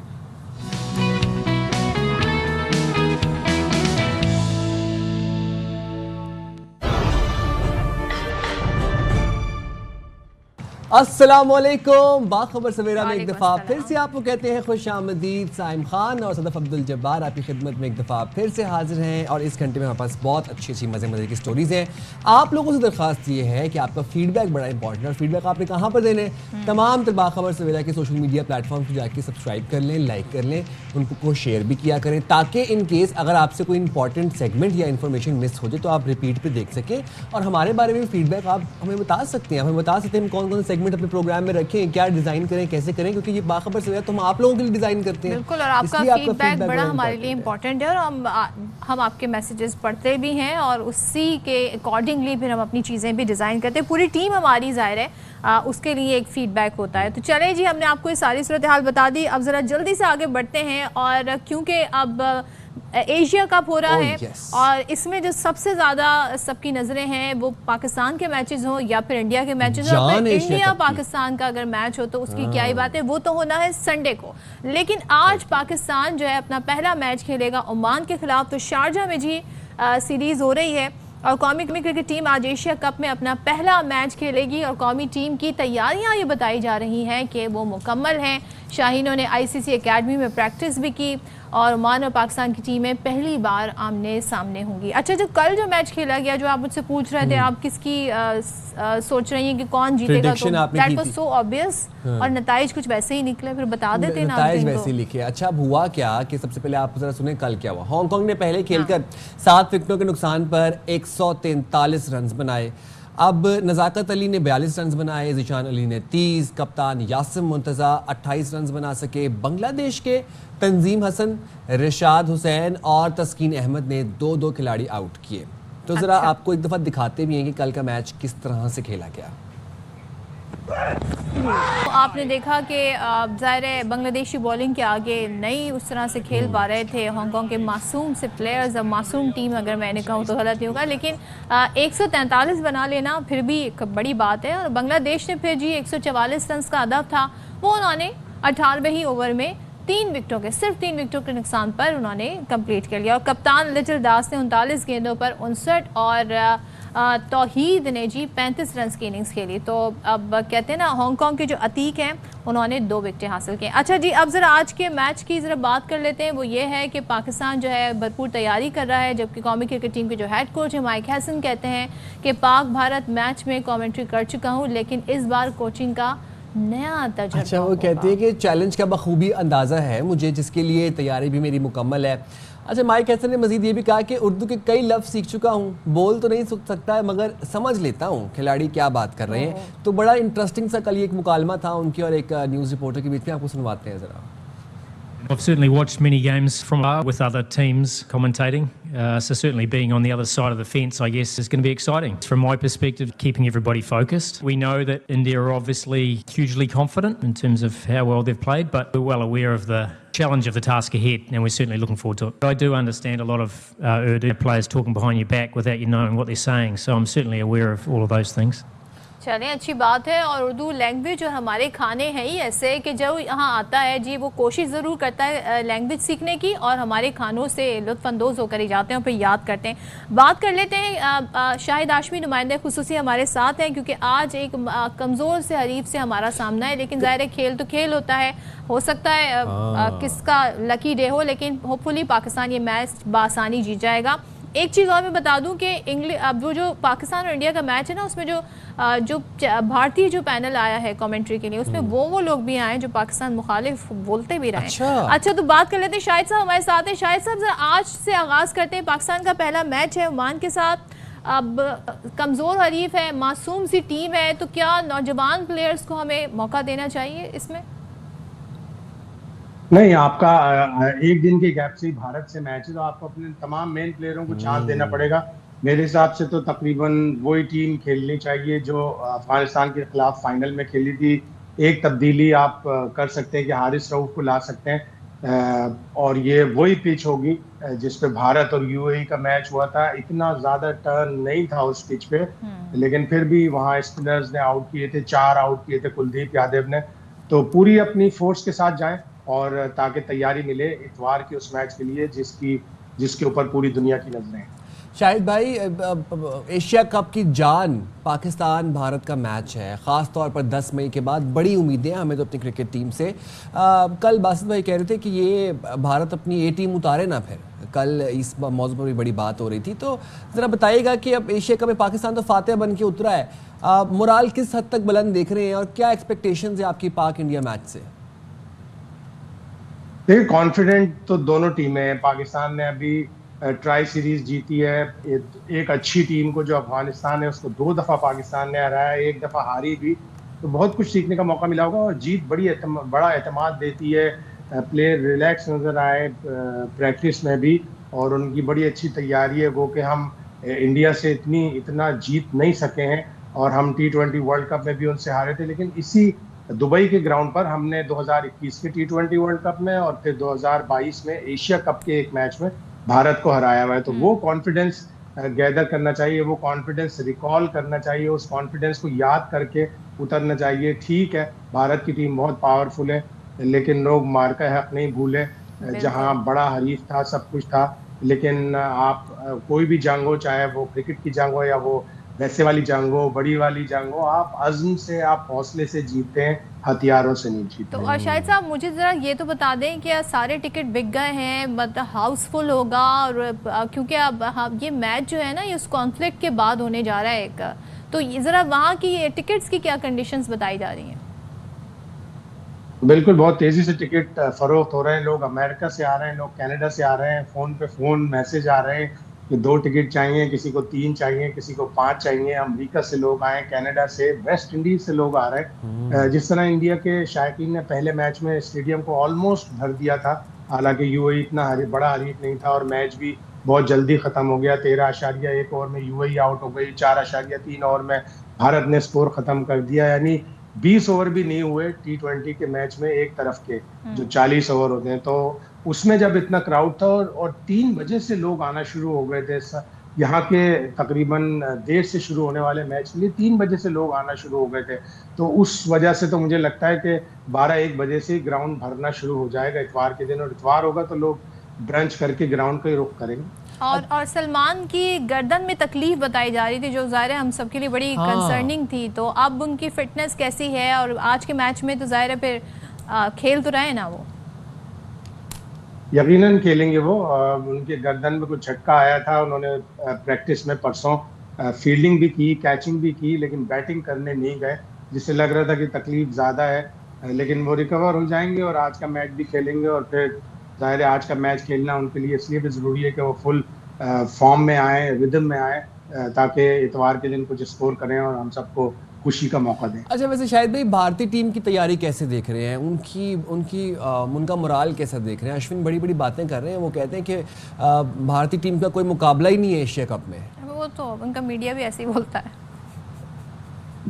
वो लोग बड़े क्रिकेटर होते हैं, बड़ा जेंटलमैन सा क्रिकेटर है अश्विन। ठीक है, वो अपने ज़ाहिर है उनको मीडिया में अपना आना होता है, उनको अपने लोगों को खुश करना होता है, तो वो ये कह रहे हैं। बात उनकी काफ़ी हद तक दुरुस्त भी है कि इंडिया की टीम बड़ी कॉन्फिडेंट है, T20 वर्ल्ड कप जीती हुई है, और उस T20 वर्ल्ड कप के बाद से 21 मैच खेले, 18 जीते हैं, सिर्फ 3 हारे हैं उन्होंने। उन 3 में से भी एक ऐसे हारा था कि उन्होंने बिल्कुल यंग टीम अपनी जिम्बाब्वे भेजी थी T20 वर्ल्ड कप के फौरन जीतने के बाद, और वो एक मैच वहाँ हार गए थे। तो कॉन्फिडेंट तो हैं, और अश्विन का कहना भी तकरीबन काफ़ी हद तक दुरुस्त है, लेकिन इस तरह की बात करके और अगर हारेंगे तो फिर उनको अपने अल्फाज यकीनन वापस लेने पड़ेंगे। और शाहिद साहब ज़रा ये भी बताएं कि हारिस, अगर हम बात करें ट्राई सीरीज़ में, वो उनकी बैटिंग नहीं चल सकी, तो क्या उन्हें 1 डाउन चांस देना चाहिए और फरहान से विकेट कीपिंग करानी चाहिए? क्या होना क्या चाहिए? मुझे लग रहा है कि कुछ कोच ने और टीम मैनेजमेंट ने, कप्तान ने सोचा होगा कि इस प्लेयर को किस तरह यूटिलाइज करें। ऊपर खेलने में उसका असल रंग है, उसका वो सारी उसकी जो खूबियां हैं वो टॉप ऑर्डर में ही खेलने वाली हैं। जितने भी आप टॉप ऑर्डर के प्लेयरों से पूछे हो, 2-3 तबसरे भी अभी सुने थे मैंने कि वो ये कह रहे थे कि टॉप ऑर्डर का प्लेयर नीचे आके उसको थोड़ा सा स्ट्रगल होता है, नहीं एडजस्ट कर पाता। हसन नवाज कर गए, हसन नवाज भी ऊपर के नंबरों पे खेलते हैं लेकिन वो 5 नंबर पे आ रहे हैं, 6 नंबर पे आ रहे हैं और वो स्कोर कर रहे हैं। तो हारिस का मुझे ये समझ में आ रहा है कि शायद टीम मैनेजमेंट ये सोचेगी कि हम साहबजादा फरहान को 1-8 मैच में रेस्ट कराकर चेक करें कि हम हारिस को ऊपर लेके आएँ और नीचे लोअर ऑर्डर में खुशदिल शाह को भी लेके आएँ। वो एक बॉलिंग का भी ऑप्शन है, फील्डर भी बहुत ज़बरदस्त हैं, साहबजादा फरहान भी बहुत अच्छे फील्डर हैं। तो इन दोनों में से किसी एक चीज़ पर सोचेगी पाकिस्तान टीम मैनेजमेंट। हसन बड़े अक्लमंद कोच हैं और कल जिस तरह वो बातें कर रहे थे उससे तो अंदाज़ा हो रहा था कि उन्होंने अपनी कोई प्लानिंग कर रखी। शाहिद भाई, lastly and very quickly, Hussain Talat और खुशदिल शाह को अभी तक चांस नहीं मिला, तो इनको चांस मिलेगा, कब मिलेगा या मिलना चाहिए? नहीं, और भी प्लेयर हैं, एक वसीम जूनियर भी बहुत अच्छा फास्ट बॉलर है, उसको भी अभी तक चांस नहीं मिला। ट्राई सीरीज के 1-8 मैच में, यूएई के मैच में चेक करके उसको खिला लेते, लेकिन अभी तक चांस नहीं मिला। तो ज़ाहिर है एक कॉम्बिनेशन बन जाता है तो फिर बाहर से प्लेयर को लाना ज़रा सा मुश्किल हो जाता है। हुसैन तलत उसी सूरत में आएंगे जब फ़हीम अशरफ को या तो अल्लाह ना करे कुछ हो या वो परफॉर्म ना करें। और इसी तरह खुशदिल शाह का, जैसे मैंने कहा कि अगर पाकिस्तान ने ये सोचा कि हम ऊपर से एक बैट्समैन ड्रॉप करके, ओपनर ड्रॉप करके और हम खुशदिल शाह को मिडिल ऑर्डर में लाएं और हारिस को ऊपर। सही, बहुत ठीक है, thank you so much Shahid साहब हमारे साथ थे। और भाई, पाकिस्तान आज अपना पहला मैच खेलने जा रहा है एशिया कप का ओमान के खिलाफ। और पाकिस्तान ये मैच बआसानी जीत लेगा और फिर संडे को होगा असल टाकरा। तो हमारी टीम तो मेहनत करेगी इंशाल्लाह। आप लोगों ने भरपूर दुआएं करनी। मुझे बड़ी उम्मीद है अपनी टीम से, इंशाल्लाह मैं मैनिफेस्ट कर रहा हूँ कि पाकिस्तानी मैच जीतेगा, इंशाल्लाह जीतेगा। आगे बढ़ते हैं, मूविंग फॉरवर्ड, आपको बताते हैं कि IMF के साथ दूसरे इक़्तिसादी जायजे के लिए शेड्यूल तय पा गया है और IMF वफ्द 25 सितंबर से 8 अक्टूबर तक पाकिस्तान का दौरा करेगा। पहले मरहले में तकनीकी, दूसरे में पॉलिसी सतह के मुज़ाकरात होंगे और फिर ज़राए हमें ये भी बता रहे हैं कि पाकिस्तान ने कर्ज प्रोग्राम की तीसरी किस्त के लिए अहदाफ हासिल कर लिए हैं और सैलाब के बाइस जो टैक्स, आमदन और मौशी तरक्की के अहदाफ मुतासर हो सकते हैं, ये भी हमें ज़राए बता रहे हैं। महंगाई बढ़ने की शरह मुकर्रर हदफ से इस वक्त कम है। अच्छा, बिल्कुल ज़ाहिर है, क्योंकि एक हम कह रहे थे ना कि मईशत बहुत अच्छे ट्रैक पर आ गई है। जो सारी हम देख रहे हैं क्रेडिट रेटिंग एजेंसीज़ हैं उनकी तरफ से बहुत अच्छे पाकिस्तान के हवाले से रिव्यूज़ आ रहे थे। लेकिन यह है कि अब सैलाब ने बहुत हद तक हमारी मईशत को भी मुतासर किया है और ज़ाहिर है इस वक्त ज़रूरत है जो सैलाब ज़दगान है उनकी मदद की जा सके। तो ये एक बड़ा कहते हैं ना, अब देखना होगा कि इन मुज़ाकरात में क्या तय पाता है, क्या स्टैट्स और क्या अदाद शुमार सामने आते हैं।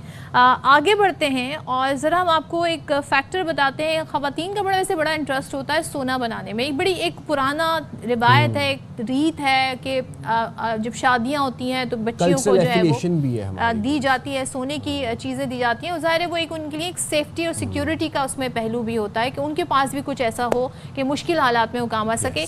लेकिन हम उस ज़माने की भी बात कर रहे हैं जब सोना सस्ता हुआ करता था, लोगों की रीच में था। अब जो सोने की कीमतें हो गई हैं पर तोला, अगर हम उसकी बात करें तो आप सुन के बड़े हैरान होंगे। पिछले साल से हम देख रहे हैं बड़ी तेज़ी से इसमें इजाफा हो रहा है। तो पाकिस्तान समेत बैनुल-अक़वामी मार्केट में सोने की कीमत में एक साल में ठीक ठाक अच्छा खासा इजाफा हुआ है। और रवां साल जनवरी के आगाज़ में सोना फ़ी तोला 2,73,600 रुपये में था और गुज़िश्ता रोज़ अगर हम बात करें तो फ़ी तोला सोने की कीमत 3,84,000 रुपये रही। वैसे एक बात बताएं, एक तोला मतलब कितना, क्या बनता है एक तोले के अंदर? एक तोले के अंदर कड़ा बन जाता है आपका। अच्छा सा कड़ा। तो मतलब एक जो आपका कड़ा है, ब्रेसलेट है, वो 3,84,000 तो सिर्फ उसकी कीमत है, उसकी मेकिंग होती है वो अलग चीज़ होती है। और यहाँ पे हम जिस बात की कर रहे हैं वो कॉइन और बार की बात कर रहे हैं जो इन्वेस्टमेंट के पर्पस से ली जाती है। वो वाली सोना जो है वो जो बनाओ से जेवर के तौर पर लिया जाता है वो एक डिफरेंट चीज़ है। लेकिन ये वाली जो बाइंग और सेलिंग है सोने की, जो ये कीमत है, तो लोग अब यहाँ मैं देख रही हूँ लोगों का रुझान यहाँ ज़्यादा हो गया है। लोग कह रहे हैं कि अगर हम तोला नहीं ले सकते तो हम ग्राम्स में ले लेते हैं, लेकिन हम सोना जो है वो रखें क्योंकि उसकी कीमत बढ़ती जा रही है बड़ी तेज़ी से। महीनों में इस कीमत में कॉइन्स भी इजाफा ले रहे हैं हो अब रहा है। आजकल हाँ तो जी। लोग। अच्छा, दुनिया भर में सोने की तलब में इजाफा हुआ है क्योंकि ये करेंसियों की गिरावट और मौशी गैर यकीनी की सूरत में महफूज सहारा और महफूज सरमायाकारी समझा जाता है, जिसकी कीमत अफरात ज़र, सियासी और मौशी अदम इस्तेहकाम के औकात पर बढ़ जाती है।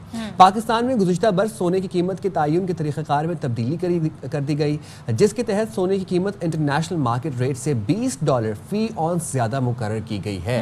अच्छा, तो हमें जो सोना खरीद रहे हैं हम, वो इंटरनेशनल मार्केट से मतलब $20 फी ऑन्स ज़्यादा खरीद रहे हैं। बिल्कुल। और ये क्या फैक्टर है, सोने की कीमत आगे मज़ीद कहाँ जाएगी और क्यों ये हो रहा है? दुनिया भर में इतना ज़्यादा, हम चाइना के बारे में सुन रहे थे कि सबसे ज़्यादा चाइना सोना एक्वायर कर रहा है क्योंकि दुनिया भर में इसे सबसे महफूज एसेट समझा जाता है। तो उनके बैंक्स में सिर्फ करेंसी ही नहीं बल्कि ये एसेट जो है ये बड़ी तादाद में होते हैं। तो इससे भी लोगों के अंदर भी रुझान आ रहा है। बहुत सारी मैं सोशल मीडिया पर ऐसे लोग भी देख रही हूँ जो आकर ये मशवरे दे रहे होते हैं कि आप छोटी इन्वेस्टमेंट कैसे कर सकते हैं, आप घर बैठे ये इन्वेस्टमेंट कैसे कर सकते हैं, तो क्या is it a good thing to do, क्या लोग इसमें उनका कोई फ़ायदा है कि नहीं, और कितने अरसे के में सोना आपको फ़ायदा दे सकता है। अगर फ़र्ज़ करें किसी ने एक कॉइन ख़रीदा है या कोई बार ख़रीदा है सोने का, तो वो उन्हें कितने अरसे में फ़ायदा पहुंचा सकता है। ये तमाम तर फैक्टर्स देखिए, ये तो बिल्कुल एक फैक्टर है ही है, लेकिन अगर हम कल्चरली बात करें तो सोने के साथ हमारी एक बड़ी कल्चरल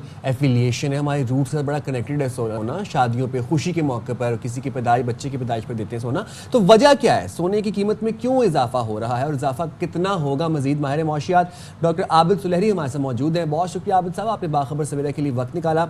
ज़रा बताइएगा कि हम देख रहे हैं कि सोने की कीमत एक साल में तकरीबन दुगनी हुई है और इसके बावजूद सोने की तलब में इजाफा भी हुआ है। इसकी क्या वजूहात देख रहे हैं? जी, अगर आप 2024, 2025 को देखते हैं तो उसके 3-4 इंपॉर्टेंट फैक्टर हैं। पहली चीज़ जो है वो तो पूरी दुनिया में जो एक गैर यकीनी सूरत हाल बन गई इन्वेस्टमेंट के हवाले से, स्पेशली अमेरिकन टैरिफ्स के बाद जो टैरिफ वार शुरू हुई, तो बहुत से इन्वेस्टर्स जो थे उन्होंने किसी और जगह इन्वेस्ट करने की बजाय सोना जो है वो खरीदना शुरू कर दिया, क्योंकि सबको इल्म है कि सोना एक तो आपके पास महफूज है, दूसरा अगर उसकी कीमत बढ़ती है तो कहीं भी उसको सेल किया जा सकता है। तो ये तो थे जो बड़े इन्वेस्टर थे, जो कारपोरेट इन्वेस्टर। दूसरा जो इसमें इम्पोर्टेंट फैक्टर आया वो जो जियोपॉलिटिकल टेंशन और जियोपॉलिटिकल सिचुएशन है। आपने देखा कि रशिया के जैसे बहुत से जो इंटरनेशनल उसके डिपॉजिट थे वो विदहोल्ड कर दिए गए, ईरान के बहुत से रिजर्व जो हैं वो विदहोल्ड कर दिए गए। तो ये जो जियोपॉलिटिकल टेंशन है, इसमें स्पेशली जो ब्रिक्स कंट्री हैं, Brazil, Russia, India, China, south Africa, ये अपने रिजर्व जो हैं, डिपॉजिट्स, ये मगरबी बैंकों में रखवाने की बजाय सोना खरीद के उसको सेव करने पे ज़्यादा तरजीह दे रहे हैं, ताकि किसी भी किस्म के जियोपॉलिटिकल टेंशन में उनके ज़खायर जो हैं वो महफूज रहें। और तीसरी और इम्पॉर्टेंट चीज़ इसमें जो है वो अमेरिका के अंदर जो इसकी मईशत है, ये एक हकीकत है कि जब अमेरिकन डॉलर कमज़ोर होता है तो सोने की कीमत जो है वो बढ़ती है। तो अब चूँकि अमेरिका की जो पॉलिसियाँ हैं वहाँ पे महंगाई बढ़ने में इजाफा हो रहा है, वहाँ पे पॉलिटिकल टेंशन इस वक्त अरूज पे है, और यही वजह है कि अमेरिकन करेंसी जो है वो अपनी वैल्यू खो रही है पूरी दुनिया में। रुपए के मुकाबले में हमारे तो बिल्कुल डिफरेंट फैक्टर्स हैं, लेकिन जब आप दुनिया की दूसरी करेंसी के साथ उसका मुआवजा करते हैं, पाउंड के साथ या यूरो के साथ या जापानीज येन के साथ, तो अमेरिकन डॉलर जो है वो कमज़ोर हो रहा है। और यही वजह है कि सोने की डिमांड भी बढ़ रही है और सोने की कीमत में भी इजाफा हो रहा है।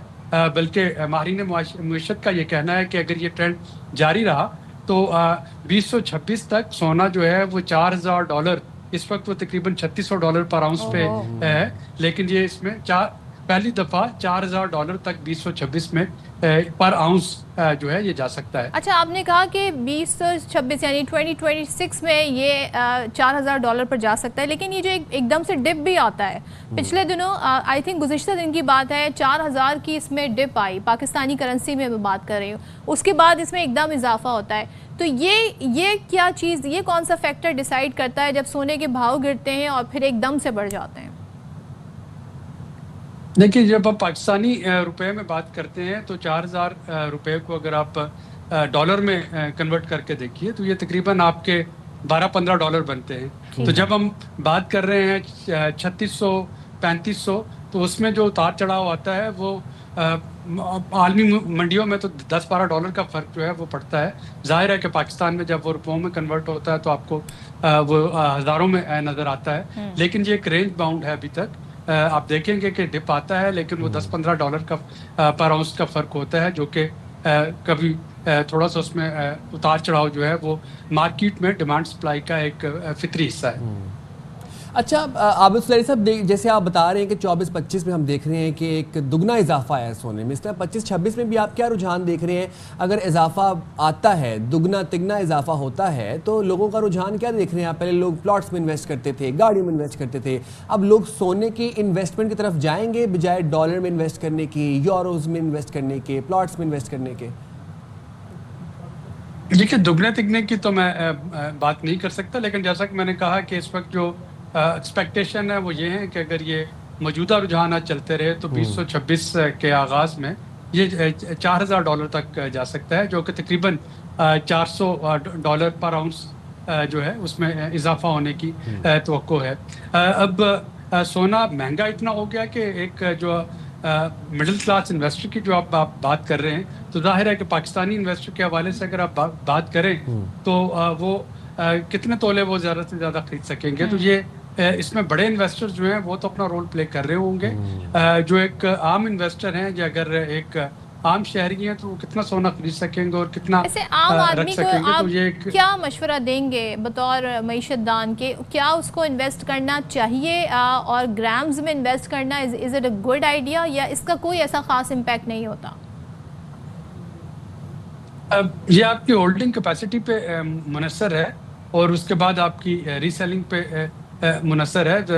देखना सिर्फ ये है कि क्या पाकिस्तान में आपको सोना जो है वो अगर आप बाई कर रहे हैं और उसको अपने लॉकर्स में, बैंक्स में रखवा रहे हैं, कि आप उसको टैक्स में डिक्लेयर कर रहे हैं, उसके साथ जो बाकी बहुत सी फॉर्मेलिटीज़ हैं वो सब आ जाएंगी। क्योंकि कल को वही सोना जो इन्वेस्टर है, अगर वो बाद में कहीं पे बेचने जाते हैं और पता चले कि उसकी डॉक्यूमेंटेशन जो थी वो प्रॉपर नहीं थी, शायद कोई छोटा मोटा थोड़ा बहुत 2-4 तोले सोना जो है वो तो बेचना आसान हो, लेकिन अगर किसी ने इन्वेस्टमेंट पर्पज से ज़्यादा सोना लिया है और बाद में वो, जैसे आपने कहा कि प्लॉट की जगह सोना ले लें और बाद में बेचने जाएँ तो पता चले कि जी वहाँ पे डॉक्यूमेंटेशन चूँकि प्रॉपर नहीं थी, वहाँ पे उनको कुछ जो लीगल चैलेंजेस या टैक्सेशन चैलेंजेस का सामना करना पड़ रहा है। तो ये सारी चीज़ें जो हैं उनको जहन में रखते हुए सोने में इन्वेस्टमेंट करें। इट्स अ सेफ इन्वेस्टमेंट, लेकिन उसके साथ उसके कानूनी तकाजे जो हैं और जो टैक्सेशन के तकाजे हैं उनको ज़रूर मीट कीजिए, ताकि किसी किस्म के अनफोर्सिन सिचुएशन से आपको जो है उसका सामना न करना पड़े।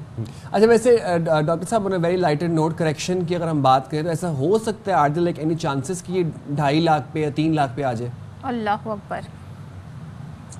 मेरा ज़ाती ख्याल नहीं, क्योंकि इस वक्त जो ट्रेंड्स चल रहे हैं, स्पेशली अगर आप आलमी मंडी में जो ट्रेंड है वो तो आलमी वाक़यात की वजह से शेप अप होते हैं। अभी जो हमास का हमला है कतर पे, हमास पे जो हमला किया गया इसराइल की जानिब से, उसने गल्फ मार्केट्स को भी झंझोड़ा है और जाहिर है कि गल्फ कंट्रीज़ जो कि एक मेजर सोर्स हैं अपनी इन्वेस्टमेंट मगरबी ममालिक में जो रख रहे थे, उनको भी अब 10 दफ़ा सोचना पड़ेगा कि क्या उनकी इन्वेस्टमेंट्स जो हैं वो अमेरिका में या यूके में सेफ हैं या नहीं है। तो जो जियोपॉलिटिकल टेंशन है इस वक्त पूरी दुनिया में, वो एक मेजर रोल प्ले कर रही है ट्रेजरी की जानिब से और हुकूमतों की जानिब से सोना खरीदने पे। तो ये जो सोना महंगा हो रहा है, ये कोई लोगों की जो है डिमांड सप्लाई फैक्टर है ना ये, बिल्कुल। तो वो उसकी लेकिन ये आम आवाम के खरीदो फरोख्त से नहीं हो रहा, ये हुकूमतों की और स्टेट बैंक्स की खरीदो फरोख्त से हो रहा है। जी, चाइना और अमेरिका इसमें बड़े अहम रोल प्ले करें। एक चीज़ और बताएं, बड़ा हम अपने वालिदैन से सुनते हैं 3000 कीमत हुआ करती थी फी तोला, 1600 रुपये, मैं इससे भी पीछे जाएं तो और कम। और आज हम देखते हैं कि वो गोल्ड जिसके पास है उसकी कीमत लाखों में है। तो उस वक्त तो अफोर्डेबल था, लेकिन अब ये अफोर्डेबल नहीं रहा। ये क्या फैक्टर है? अगर उस ज़माने में चले 1000 रुपये भी बहुत बड़ी रकम समझी जाती, लेकिन फिर भी लोग अफोर्ड करके अपने मिडिल क्लास की भी बात करें वो सोना बना लेते थे शादियों पर। लेकिन ये एक टाइम ऐसा है कि अब लोग अफोर्ड भी नहीं कर पा रहे हैं। तो ये फैक्टर क्या है? देखिए, वो चूँकि उस वक्त इम्पोर्ट होता था, आलमी मंडी में उसकी कीमत कम थी। जैसा कि अभी साइम बता रहे थे कि अगर 1 साल में दुगना हो गया तो आप उसको 20-25 साल पीछे ले जाएं, 30 साल पीछे ले जाएं, तो जाहिर है कि आलमी मंडी में उसकी कीमत कम थी, रुपए की कुव्वत खरीद जो है वो ज़्यादा थी, और यही वजह है कि जब 4,500 रुपये तोला सोना था तो उस वक्त आपका जो डॉलर था वो भी 40 रुपये का था। तो जाहिर है कि आलमी मंडी में कीमत का कम होना और आपकी रुपए की कुव्वत खरीद का ज़्यादा होना वो एक इम्पॉर्टेंट फैक्टर था। अब आलमी मंडी में भी कीमत ज़्यादा होगी और रुपए की कीमत जो है उसमें भी कमी आ गई। अगर यही कुछ 4-5 साल पहले होता तो जाहिर है अगर रुपया हमारा 100 रुपये का डॉलर था तो आपको आज वाला सोना जो है ये कम से कम 2 गुना सस्ता लग रहा होता, लेकिन अब हो गया तो उसी वजह से सोने की कीमत भी उतनी महंगी होती चली जा रही। अच्छा आबिद साहब, लास्टली एक बात बताइएगा कि जिस तरह अभी हम बात कर रहे थे कि ये जो प्राइसेस हैं ये आम आवाम के कंट्रोल में नहीं है, इसका तयन और इसका जो भी इसके जो इंक्रीज़ होता है, बूम आता है, करेक्शन होती है, रिसेशन होती है, ये आम आदमी कंट्रोल नहीं कर रहा, ये हुकूमती सतह पर कंट्रोल हो रहा है, ये कंट्रीज़ की तय करती हैं और ये स्टेट गवर्नमेंट तय करती है। ये बताइएगा कि इस जिस सोने की हम बात कर रहे हैं क्या ये सिर्फ रिज़र्व के तौर पर इस्तेमाल होता है या फिर इंडस्ट्रीज़ में भी इस्तेमाल होता है? इंडस्ट्री में इसका इस्तेमाल रेयर मेटल के तौर पे है, लेकिन बहुत थोड़ा है। असल तो ये रिजर्व्स के तौर पे इस्तेमाल होता है। अगर किसी भी मुल्क को अपने लोकल करेंसी जो है वो प्रिंट करना हो तो उसके पास 2 ऑप्शन हैं उसके बदले में, या तो उसके पास रिजर्व्स में उतने US डॉलर्स हो, फॉरेन एक्सचेंज हो, या उसके पास वो सोना हो। वगरना तो पाकिस्तान में फॉर एग्जांपल हम कहें कि जी अच्छा हम नोट प्रिंट करते चले जाएंगे और उससे जो है वो अपनी सारी ज़रूरियात पूरी कर लेंगे, लेकिन वो नोट प्रिंट करने के लिए स्टेट बैंक्स को डिक्लेयर करना होते हैं अपने रिजर्व्स, और वो जो रिजर्व्स जो है या तो वो आपकी रिजर्व करेंसी है जो कि या आपके पास जो है वो गोल्ड है, और यही 2 रिजर्व्स हैं जो कि स्टेट बैंक को इस काबिल बनाते हैं या किसी भी मुल्क के सेंट्रल बैंक को इस काबिल बनाते हैं कि वो अपनी सेंट्रल करेंसी जो है वो प्रिंट कर सके। तो एक तो इसका ये यूज़ है। दूसरे यूजेज ऑफ कोर्स के इन्वेस्टर्स के और इन्वेस्टमेंट पोर्टफोलियो के लिए हैं। तो ये मैक्रो लेवल पे इसका इस्तेमाल होता है, ये सिर्फ इंडस्ट्री के लिए इसका इस्तेमाल जो है वो नहीं होता। Thank you so much doctor Abid Salari साहब, बहुत सारे सवाल थे जिनके आपने हमें जवाब दिए, और ना सिर्फ सोना बल्कि सिल्वर के बार्स भी मैं देख रही हूँ आजकल काफी ज्यादा लोग खरीद रहे हैं। लास्ट टाइम यू परचेज सोना कितने का आपने खरीदा होगा? मैं ये टेलीविजन पे आपको बैठ के सारी चीजें I remember the last time I went to Sona market was 35K पर तोला। 35,000 यस, 2017-18 की 19 की बात है। उसके बाद तो फिर जिंदगी में कुछ सोना देने वाला रहा है। ये कौन सा टाइम था? मैं जरा इसको कैलकुलेट करती हूँ।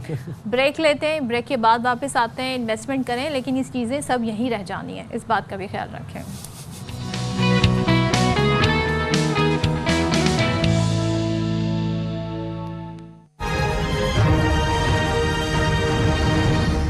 वेलकम बैक जनाब, और यहाँ पर आपके साथ एक अपडेट शेयर कर देते हैं। पाक फौज के कामयाब ऑपरेशन में हथियार डालने वाले खारजी का तहलका खेज एतराफ़ी बयान सामने आ गया है। गुल बहादुर ग्रुप के दहशतगर्द अब्दुल समद ने फितना खवारिज के बारे में होशरुबा इंकशाफात किए।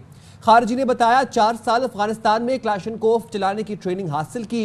जंगोटी खरसैन आया जहां हाफिज गुल बहादुर ग्रुप के कमांडर असद से मुलाकात हुई, उसके ग्रुप में शामिल हुआ। रंगोटी की मीनार वाली मस्जिद में असद मुल्ला आईडीज, माइंस और ड्रोन बम बनवाता था। फितनाल खवारिज के दहशतगर्द कुरान की बेहुरमती, बच्चों से ज्यादती और मसाजिद की तौहीन करते हैं। मुझे ये काफिरों से भी बदतर लगे। मैंने 5 साल तालिबान के साथ और सिर्फ 5 दिन फौज के साथ गुजारे, मगर गवाही देता हूँ फौज दुरुस्त और तालिबान गलत हैं। फौज का रवैया देखा तो हकीकत ये सामने आई, तालिबान मुनाफिक हैं। मेरा अवाम को पैगाम है, अपने बच्चों को इन लोगों से दूर रखें और फौज के साथ ताउन करें। इस्लाम के नाम पर फसाद फैलाने वाले खवारिज के खिलाफ फैसला कुन कार्रवाई का वक्त आ चुका है। افغانستان ته البته می سلوریم کلمې تیر کړلو د کلاشینکوف ټریلینګ مو وکړلو. یغه نه بعد چې راغلم منځرخیلې ته د ګلبادر کمانډر او صادق په نامه مونږ نامیدو. یغه نه بس چې راغلم زنګوټي خرسینې ته الته اسد و د دې ګلبادر کمانډر دی. یغه سره می شامل شوم. یغه می چې حالات وکاتل او د یادې جوړولې مونږ نه د جمعتون کې اسد مولا د دې زنګوټي ستر جمعه د مینارې په دغه وو او یادې جوړولې او مینونه او د ډرون بمونه د جوړولو دوی ورته ور سره ساتل او د قران له خزینه کولو او جماعتونو کې وډیګانې رغولې او ما چې کوم کارونه دي ته ولیدل هغه د کافر نه هم بدتر وي. دوران کې چې کله دی دا کار کولو دوی ورته ورسره د قرآن له خزینه ساتلو. په دې دوران کې زما غلو نه تور شو فوج راغی کله خالی کړلو.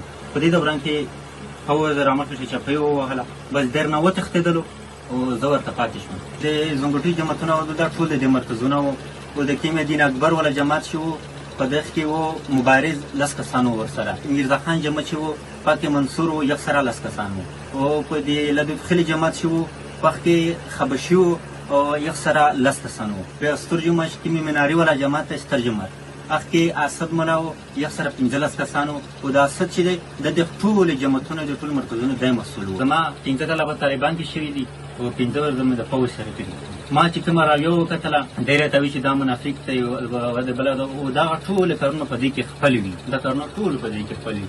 ما عوامو ورونو ته دا پیغام دی چې خپل بچي د دین راونی سي और देखो इस तरह था सो ये होशरुबा इंकशाफात सामने आए हैं और देखते हैं इसकी मज़ीद क्या सूरत हाल आगे बनती है. एक ख़बर कराची से हम शामिल कर रहे हैं, बड़ी कहते हैं ना डिस्टर्बिंग है, बड़ा अफसोसनाक ये तमाम तर पहलू है. ऐसे वाक़यात मुल्क भर में हो रहे हैं लेकिन जो ये वाक़या है सालों से हो रहा था और अब जाके ये मुलजिम पकड़ा गया है. कराची कयूमाबाद से कम उम्र बच्चियों को ज़्यादती का निशाना बनाने वाला मुलजिम पुलिस ने पकड़ा है और मुलजिम के खिलाफ डिफेंस थाने में 3 मुकदमात अभी दर्ज किए. नाम इसका शब्बीर अहमद है और ये छोटी बच्चियों को टारगेट करता था. इसके मोबाइल फ़ोन और USB से 100 से भी ज़्यादा आप अंदाज़ा लगाएं कि वीडियो बरामद हुई हैं और पुलिस ये बता रही है कि मुलजिम इलाके में शरबत फरोख्त करता था और 10 से 12 बरस की बच्चियों को निशाना. अच्छा, वो हुआ क्या कि ये शरबत फरोश्ता इलाके के अंदर बच्चियों को ज़्यादती का निशाना बनाता था. एक बच्ची घर से USB लेके आई, मतलब घर से जब वो निकली तो हाथ में उसकी USB लग गई. उसने जाके करीबी जो मोबाइल फ़ोन शॉप थी वहाँ पे USB दी. जब उस मोबाइल फ़ोन शॉप के मालिक ने वो USB कंप्यूटर में लगाई, देखा तो 100 से ज़ायद वीडियोस थी छोटी मासूम बच्चियों के साथ. मतलब नज़ीर शाह हमारे साथ मौजूद हैं, उनसे मज़ीद तफसीलात जान लेते हैं. नज़ीर, आप बताइएगा ये क्या मामला था, किस तरह धरा गया इसको और अब क्या कार्रवाई हो रही है इसके खिलाफ? देखिए साइम, ये सफाकियत, हैवानियत, दरिंदगी और एक ऐसा अफसोसनाक ये वाक़या जिस पर जितनी मजम्मत की जाए कम है. डिफेंस पुलिस के हाथों ये जो सफाक मुलजिम शब्बीर गिरफ्तार हुआ है, इसके मोबाइल फ़ोन और USB से सैकड़ों वीडियोस बरामद हुए हैं. गुज़श्ता रोज़ से सिर्फ ये पता चला था कि 100 से ज़्यादा, लेकिन अब हमें पता चला है कि ये बहुत बड़ी तादाद है इन वीडियोज़ की. और एक और इंकशाफ ये भी हुआ है कि 70 के करीब बच्चियाँ अब तक जो है उसमें आइडेंटिफाई हुई हैं, जो अलग अलग बच्चियाँ हैं. यानी कि 70 ये बच्चियों की ज़िंदगी तबाह और बर्बाद कर चुका है. ये पहले परचून की दुकान थी इसकी, उसके बाद इसने शरबत का ठेला लगाया था. ये पैसों की लालच देकर या किसी तरीके से भी वरगला कर वो बच्चियां जी इसकी दुकान पर चीज़ लेने आती थी या शरबत लेने के लिए आती थी तो उनके साथ ज्यादती करता था. और एक कितने अरसे से मुझे बताइएगा, और किसी इतनी बच्चियां इफेक्ट हुई हैं, किसी ने कोई कंप्लेन कराई, कोई इस हवाले से रिकॉर्ड है पुलिस का, इसका क्या अपना बैकग्राउंड है, ये ज़रा बताएं. देखें, अभी मुख्तलिफ ज़ावियों से इस पर तहकीकात की जा रही है. कई सालों से ये घनौना अमल ये दोहरा रहा था, क्योंकि पहले इसकी परचून की दुकान थी, बाद में इसने शरबत का ठेला लगाया. एक इस ज़ाविये पर भी काम किए जा रहे हैं कि ये वीडियोस बनाकर कहीं डार्क वेब पर तो फ़रोख्त नहीं करता था. मुख्तलिफ ज़ावियों से तहकीकात जारी है. 3 लोग ऐसे हैं जिन्होंने अब तक मुकदमात दर्ज करवाए. 70 बच्चियां ऐसी हैं जिनका अब तक पता चल सका है और उन 70 की मल्टीपल वीडियोस हैं. एक बच्ची की एक वीडियो नहीं है, अलग अलग वक्तों की वीडियोस हैं. तो पुलिस की जानिब से ये बहुत बड़ी कार्रवाई की गई है. पुलिस इसके अंदर सबसे पहले क्राइम सीन उन्होंने विजिट किया है, इसका कमरा वगैरह देखा है जहाँ लेके जाता था. इसके अलावा वो ये भी जानने की कोशिश कर रहे हैं कि ये अमल अकेला करता था, इसके साथ कोई और मौजूद था, ये वीडियोस क्यों बनाता था, इन वीडियोस का क्या इस्तेमाल करता था. वो बच्ची अगर इसके घर से वो USB लेकर दुकानदार के पास ना जाती तो शायद आज तक ये पता ही नहीं चलता. चंद साल कबल इसी तरह का एक वाक़या इब्राहिम हैदरी की हदूद में पेश आया था, जहाँ एक बूढ़ा शख्स था वो भी इसी तरह मासूम बच्चियों का इस्तेमाल करता था. तो इस तरह के केसेस के लिए जो कानून साजी है उसके अंदर जिस तरीके की बात बताइएगा 10 चीज़ें चाहिए होती हैं. आप भी क्राइम बीट कवर करते हैं, आप ज़रा ये बात मुझे समझाने की कोशिश करें कि ये एक मामूली शरबत फरोश जो कि इस तरह की बच्चियों के साथ बरहना वीडियोस बनाता था, उसके बाद फिर इसको कंप्यूटर भी यूज़ करना आता था, ये अपने फ़ोन से वो वीडियोस कंप्यूटर में मुंतकिल करता था, फिर कंप्यूटर से USB में सेव करता था। ये कैसी ट्रेनिंग है और ये ट्रेनिंग किसने दी इसको, ये किसने सिखाया इसको ये सब कुछ? ये इतना मुश्किल काम है नहीं और इसको सीखने के लिए ना इतना ज़्यादा वक्त लगता है, लेकिन इसके ऊपर जो तहकीकात पुलिस और इन्वेस्टिगेशन दोनों से शुरू कर दी गई है। SSP इन्वेस्टिगेशन साउथ भी इस पर तहकीकात कर रहे हैं और जो ऑपरेशन पुलिस है वो भी कर रही है। डिफेंस थाने में इस वक्त ये मुलजिम है जिससे मुख्तलिफ जावियों से तहकीकात की जा रही है, इसके डिजिटल एविडेंस भी चेक किए जा रहे हैं। ये भी देखे जा रहा है कि जो ये एक USB बच्ची लेकर गई थी उसके अलावा और कितनी USBs या कितने एविडेंस है, कोई लैपटॉप है या नहीं है। तो इस हवाले से मुख्तलिफ वो किए जा रहे हैं, लेकिन पुलिस इसको उसी वक्त सज़ा दिलवा सकेगी जिस तरह 3 मुकदमा दर्ज हुए हैं। बाकी वालिदैन भी सामने आए क्योंकि पुलिस का कहना है जो वीडियोस में बच्चियां नज़र आ रही हैं उनको इलाके के कुछ लोगों को दिखाकर आइडेंटिफाई करने की कोशिश की जा रही है कि क्या वो इसी इलाके से ताल्लुक़ रखती है, क्योंकि ज़्यादातर घरेलू मुलाजमाओं की बेटियां या गरीब घराने की ये बच्चियां हैं जिनके साथ इसने ये अमल किया, ताकि इसको ये भी खतरा ना हो कि कोई इसके खिलाफ इस तरह जा सके। लेकिन अब ये फंस चुके हैं। सख्त सजा मिलनी चाहिए, इस कभी फेल की और ये इतने अरसे से ही कर रहा था। आई विश आई होप के बहादुरी का मुजाहरा करते हुए इसके इन बच्चियों के पेरेंट्स जो हैं वो सामने आए। बहुत शुक्रिया, हालांकि बड़ा मुश्किल काम है। नज़ीर आपका बहुत खुदा ना अपने बच्चों पर नजर रखें। ये देखिए हाथ जोड़े हैं इस तरह छोटी छोटी बच्चियां या बच्चे उनके ऊपर नजर रखें, उन्हें इस तरह बाहर नहीं जाने दें, अपनी सुपरविजन में रखें या फिर उनको बैठ के सिखाएं, समझाएं कि किसी की बातों में आपने नहीं आना है, वरना फिर आप देखें किस तरह के दरिंदे इस वक्त जी, और इस फैल तरह रहे के हैं। दरिंदे खुलेआम हमारे माशरे में घूम रहे हैं। अब बच्चियों को ना भेजें घर से बाहर सब्जियां खरीदने, फल खरीदने, अब शरबत फिरोश के पास। प्लीज़ आप लोगों के सामने हाथ जुड़े, बच्चियों को महफूज रखें, ना जाने दें घर से बाहर अपनी सुपरविजन के। 10 से 12 साल की आप अंदाज़ा लगाएं। ब्रेक लेते हैं, ब्रेक के बाद वापस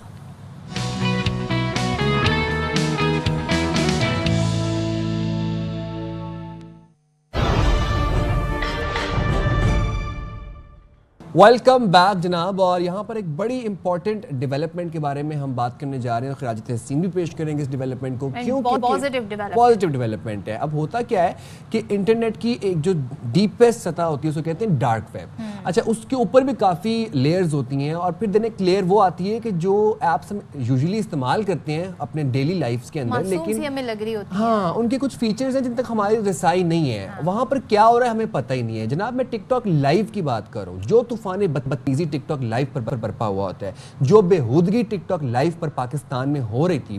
खैबर पख्तूनख्वा में टिकटॉकर्स की आ गई अब शामत और गैर इखलाकी वीडियोस अब अपलोड नहीं होंगी। टिकटॉक लाइव बैन कर दिया गया है। मैं अल्फाज में बयान नहीं कर सकता कि टिकटॉक लाइव में पाकिस्तान में कैसी बेहूदगी हो। और मैं साइम से ब्रेक में यही पूछ रही थी कि भाई टिकटॉक लाइव ऐसी अलग सी चीज़ क्या है, तो वो मुझे ये बता रहे थे कि जी हमारे मुल्क में लाइव जो है वो बैन है, टिकटॉक लाइव नहीं होता है, लेकिन जिन कंट्रीज़ में है तो लोग VPN से अकाउंट बना के और इस तरीके से अकाउंट बना के फिर वहाँ पर जो बेहूदगी चल रही है उस बेहूदगी से पैसे बना रहे हैं। अब उसका बेहूदगी का मकसद क्या होता है? वहाँ पर चलते हैं लाइव मैचेस। उन मैचेस के अंदर जो जीत जाता है वो जीत जाता है, जो हार जाता है उसको पनिशमेंट मिलती है। जिसको पनिशमेंट मिलती है वो ऐसी पनिशमेंट्स होती हैं, ऐसी बेहुदा, ऐसी गलीज पनिशमेंट्स होती हैं और उसमें ख़वातीन भी मुलव्वस होती हैं और मर्द हजरात भी मुलव्वस होते हैं। और उस पनिशमेंट के ऊपर फिर आपको मिलते हैं गिफ्ट्स। किसी को डायमंड मिल रहा है, किसी को टाइगर मिल रहा है, पता नहीं लाइन मिल रहा है। एग्जैक्टली। और वो फिर आप कन्वर्ट करवाते हैं और फिर हर ऐप जो अपना कमीशन रखता है, टिकटॉक अपना कमीशन रखता है, एक्सचेंज वाला ऐप अपना कमीशन रखता है और फिर आपको आपके पैसे मिल जाते हैं। सोचें ये ऐप्स आपको किस तरीके से फंसा रही हैं, लालच दे रही हैं, कंट्रोल कर रही हैं कि आप कैसे पैसा बना सकते हैं, लेकिन उसमें अखलाकियात का मेयार कहाँ पर जाकर गिर रहा है, आपके गुनाहों में कितना इजाफा हो रहा है, इसका आप अंदाज़ा लगा सकते हैं। तो ये बहुत अच्छा काम हुआ है। अब अवामी शिकायत पर पुलिस ने पेशावर, मर्दान और स्वाबी समेत दीगर अजला में एक्शन शुरू किया है और पेशावर पुलिस ने क्रैकडाउन से पहले ऐसे अकाउंट्स की निशानदही और मॉनिटरिंग की, जिसके बाद उन्होंने बाकायदा मुहिम का आगाज़ किया और अब तक 5 से ज़ायद मशहूर टिकटॉकर के खिलाफ ये मुकदमा भी दर्ज हुआ है। भाई ऐसे ऐसे केसेस टिकटॉक लाइफ में आए हैं। कोई लड़का है वो पिछले 5 साल से शेव करा के खातून बना हुआ है, कोई खातून है, तो मैं तो खैर खवातीन मैं उस टाइप पर जाना भी नहीं चाह रहा। असले की नुमाइश भी हो रही है, असले की नुमाइश भाई बेबाक असले की नुमाइश होती है। मैं कहता हूँ पूरा पूरा बर्स्ट मारते हैं आके लाइफ के ऊपर। ये गैर कानूनी काम भी हो रहे हैं टिकटॉक लाइफ के ऊपर। और आप ये बात समझने की कोशिश करें कि हमारी इकदार कहाँ पर जा रही हैं, हमारे वैल्यूज़ कहाँ पर जा रहे हैं। घर घर में हर बंदे के फ़ोन में ईजिली एक्सेसिबल होता जा रहा है। बहुत अच्छी डेवलपमेंट है, बहुत अच्छा कदम है कि टिकटॉक लाइव को बैन किया गया खैबर पख्तूनख्वा के अंदर। और ये जितने इस तरह के लोग मुलव्विस थे ये गलत कामों के अंदर, गैर कानूनी कामों के अंदर, इनके गिर्द गहरा तंग करना चाहिए। और डोंट गेट इम्प्रेस्ड आप इन लोगों से जो आपको इस तरीके के आके बताते हैं कि जी हम तो रातों रात ऐसे अमीर हो गए, पैसे बना लिए। उनके अकाउंट्स देख के, उनके सोशल मीडिया एक्टिविटी देखकर आप उससे इम्प्रेस ना हो।